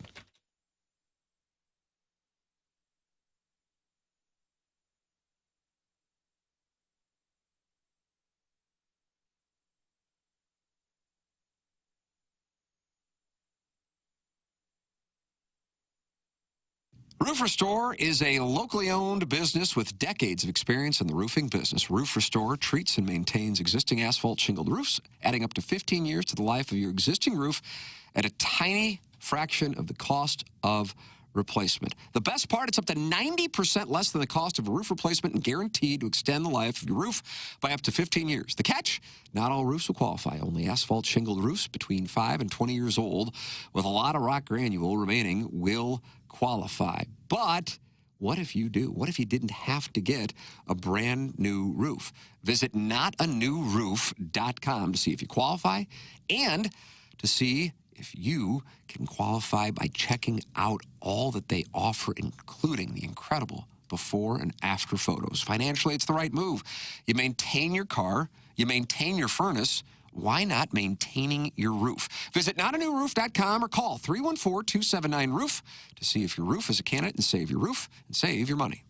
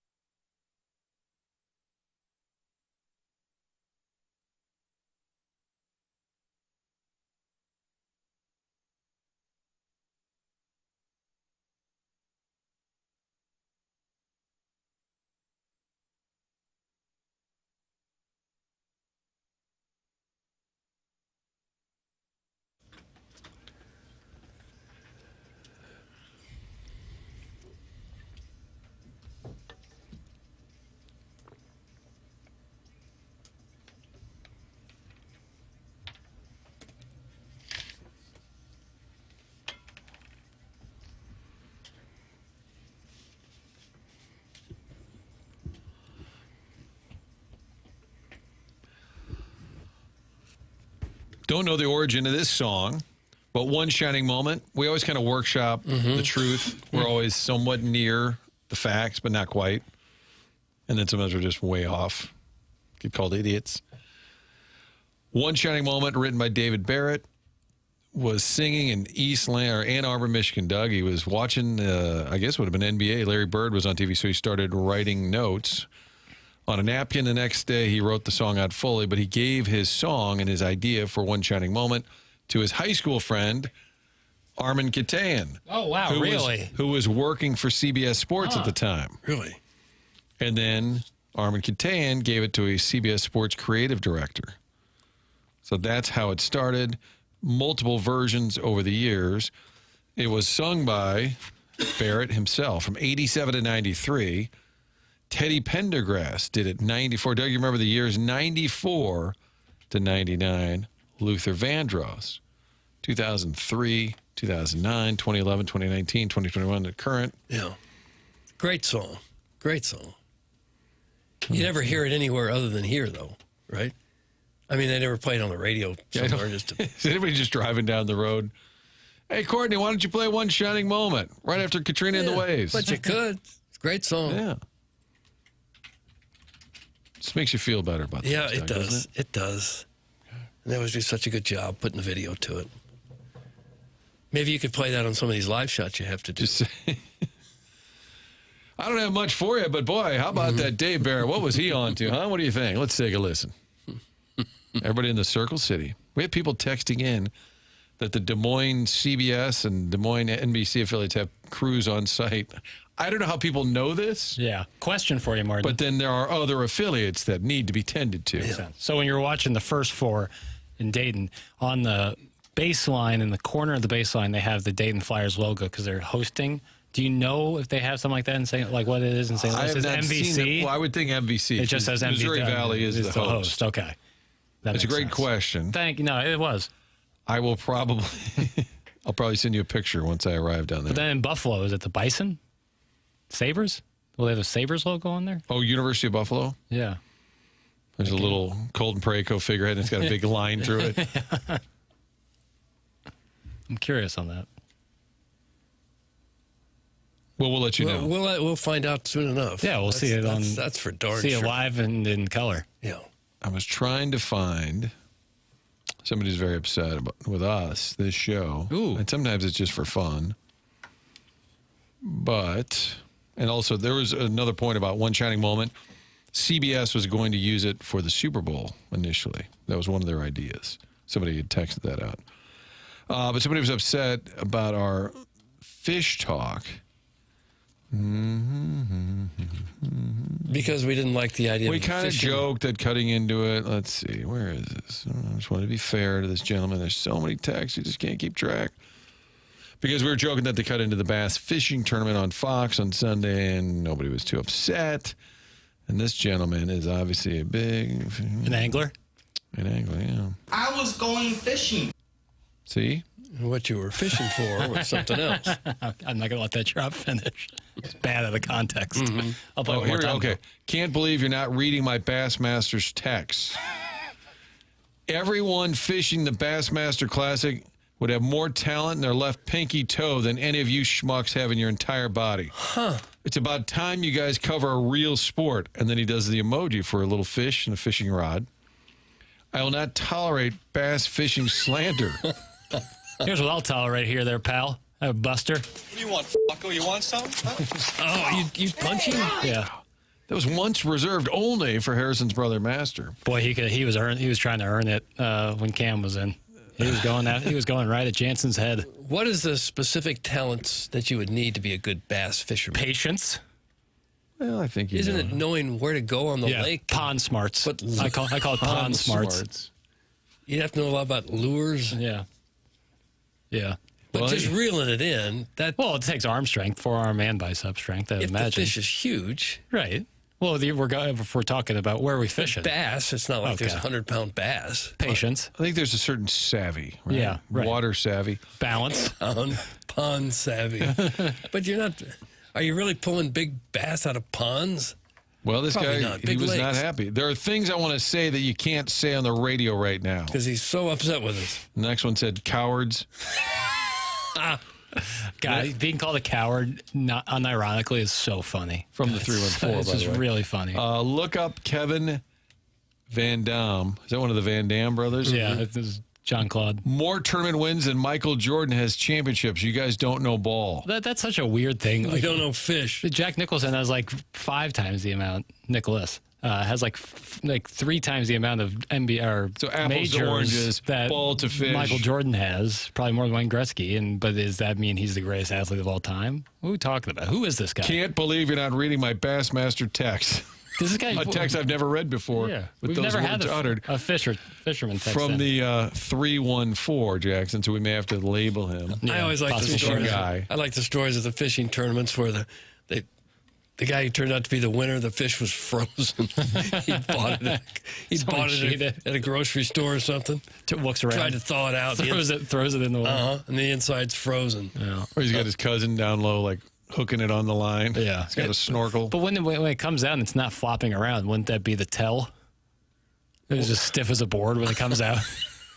It's frozen, so there's no wiggle at all. Yeah. Knocks on it, yeah. You would think it'd be pretty easy to cheat in one of those tournaments. I guess. It does seem to happen. Closely. Yeah. I love the Bassmaster. Like we said, next time Joe's on, we'll talk about his experience. If it's on Fox, it's great. That's kind of my motto. Yeah, that's a good motto to have. Pond Smarts, well done, Piddles. That's from Sharon and Clayton. She Thanks, man. enjoyed your verbiage. Thanks. Yeah, we got to have some pond smarts out there. What's happening? What's going on? We're talking fishing. They put weights in the fish. That's another thing they do. Frozen weights. Have your friend down below. Hook it kind of like the porta potty. Friend down below, living at the bottom of the pond. Like one of the old school below. scuba costumes Yes. with the giant Like head. the bottom of every aquarium. Yeah. He's down there finding huge lines. fish on your Yes. hook. No, that happened in the past too, where they had somebody underneath. He's going to be down there for 5 hours. down below just waiting, and they hooked the wrong guy. And he just got one fish, or has he got several that he's putting on your hook? He hooked the top competitor's line instead. Oh, rats. That's a bad beat. You can't be doing that. I pulled a 30-pound catfish out of Lake St. Louis. Big leg. Almost soiled my pants. That's from Sheepy Reporter. No matter what the competition, people will try to cheat. Yeah. We just can't help ourselves. I was going fishing. They try to cheat at everything. I'm an expert, you bitch. Oh, Guys, we just played Tim live reads all show. I miss him. I miss him. Thanks. That's from Big Tough. Not a fish guy, but the fish have to be alive at the weigh-in to count. That's from the 618. Not a fish guy. Not a fish like guy. I want qualifying. to re-emphasize that. I'm not a fish guy. They also use lie detector tests in most big tournaments to make sure they don't cheat. because they cheat. Get right around that. That must mean they do cheat. You have to do a lie detector test. You have to hook yourself up afterwards. Did you really catch the fish, sir? I won a new bass boat in a tournament from the 314. How about that? Does your cousin still live at the bottom of the pond? Yeah, what if you forget about your cousin? He's down there drowning. Look it up, guys. Biggest scandal ever. They were putting weights in the bellies of the fish. I believe that. Lord. Yeah. We can't even have a straightforward fishing competition anymore, Doug. Because people cheat at everything. Yeah. Wouldn't putting the weight in the belly of the fish kill the fish?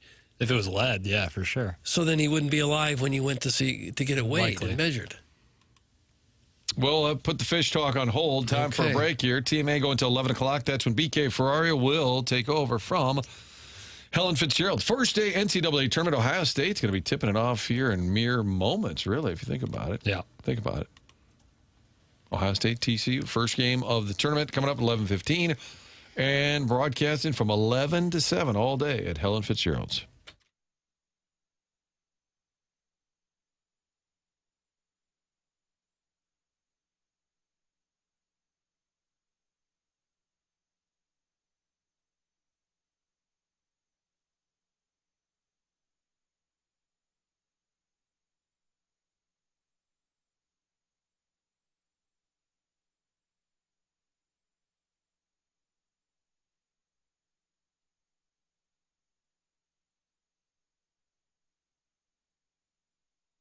FanDuel is offering an early win on your pre-live money bets for college basketball when your team goes up 10 points and it stays a win no matter how the game ends. Did you get that? Win or lose, if your team takes a lead of 10 or more points, that's a win for you. And don't forget, with FanDuel, you get paid instantly when you win. That's a sweet deal. Whenever this game runs, if your money line play goes up by 10 points, you win automatically. Just visit FanDuel.com/local to get started and bet the bracket with FanDuel now. Doug Vaughn has a play for us on FanDuel right now. Well, it's kind of a sneaker play. It's tonight's game, number 1 seeded Michigan against 16 Howard. Now, Michigan will win, but they're favored by 30.5. That's a big number. And I think maybe Michigan takes their foot off the gas a little bit. You don't want to get anyone else hurt. No, you don't. Howard's won like 8 in a row. They may not be as bad as people think that they're going to be against Michigan. So I'm going to say take Howard in that one. Doug likes the Bison, getting 30 in a hay, and you can bet that on FanDuel. You must be 21 and present in Missouri. Opt-in required. Tokens are non-withdrawable. Restrictions apply, including token expiration, market requirements, and max wager amount. See terms at sportsbook.fanduel.com. Gambling problem? Call 1-800-GAMBLER.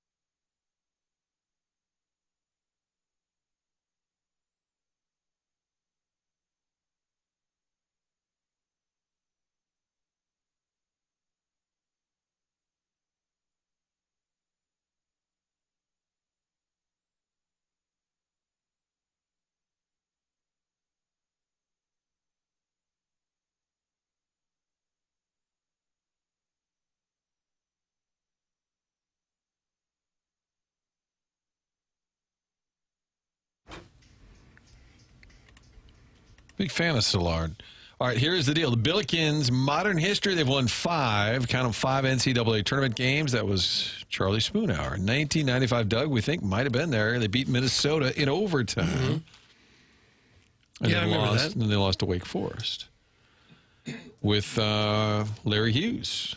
They beat UMass in the first round and then got beat by Kentucky. With Coach Majerus, they beat Memphis. That was an 8-9 game. Who was that young coach for Memphis that went to Georgia, maybe? Fox? Josh Pastner, though? Wasn't he? I don't know. No, I thought he was like an up-and-comer, but Majerus took him to school. Yeah. And then the Billikens had to play the number 1 seeded Michigan State Spartans and actually gave them a game. And then Jimmy Cruz beat New Mexico State. Don't me down. Only lose to Oregon in the next game. Jimmy Cruz beat NC State in overtime. Only to lose to Louisville in the next round. That's it. So SLU has a chance to add to their NCAA history. Billikens playing tonight, 8:45 in Buffalo, taking on the 8th seeded Georgia Bulldogs. So when the Billikens won, they were in 8. They were a 9.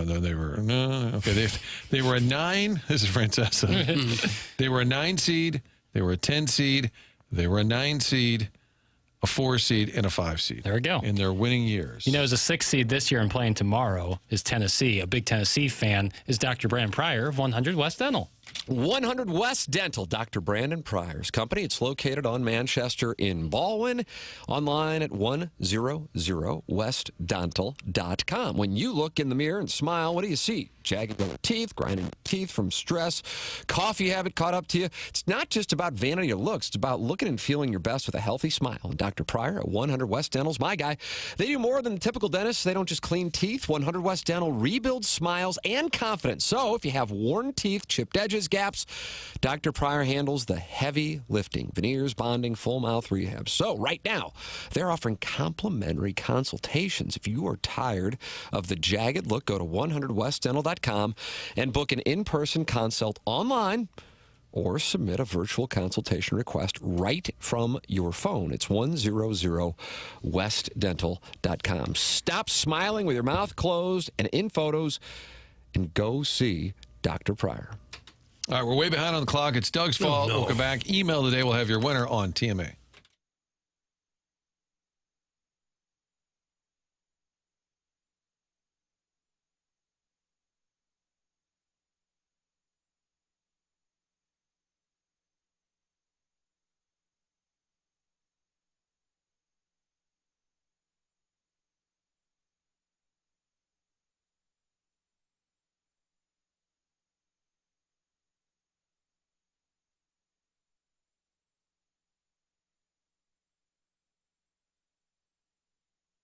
Caw. You hear that, Battlehawks fans? That's the sound of Battlehawks football returning to the Dome for the 2026 season, and Lee's Famous Recipe Chicken wants you to be a part of it, and that's why their new Battlehawks box will get you 4 of their famous hand-breaded chicken strips and an order of potato wedges. That's a premium side right there, those potato wedges, not a weak little shoestring fry. No, this is a lot of potato in one foul swoop with the potato wedge. You get your choice of 2 dipping sauces. I always recommend the Chipotle Ranch, but their barbecue is also fantastic. Plus, on top of all of that, you get a code valid for buy one, get one free Battlehawks tickets. With this deal, get game day ready with a Battlehawks box for just $9.99 at any St. Louis area Lee's Famous Recipe Chicken location. You can also get the Battlehawks box in-store or by ordering online on Lee's new mobile app, where you can also earn points for free food and discounts. That's Lee's Famous Recipe Chicken.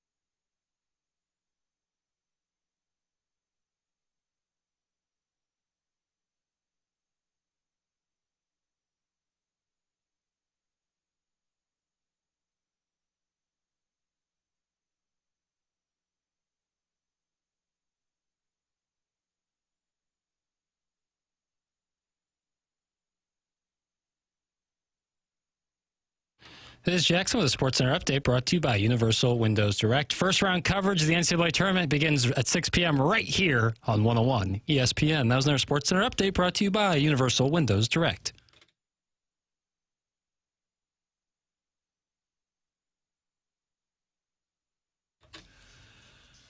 I don't know why papers put this fits. On this day in rock history, Steely Dan was inducted in the Rock and Roll Hall of Fame. Donald Fagen described his feelings as tremendous indifference when inducted. We hope we brought you some tremendous indifference. We do have a email of the day winner, however, and that is... Poor film student evens up the score at 3 apiece. Wow, it's getting tight. It's getting Poor tight. film student with 3 apiece now. Him and Chet's neighbor are tied at the top for that Schaefer. The fact that he's so desperately poor makes him the sentimental favorite. Yeah, it's kind of like an 8-9 seed. It's a battle. It's a battle. We've got Billikens tonight, Illinois tonight. A lot of basketball and live fun coming your way. Helen Fitzgerald's BK and Ferrario standing by.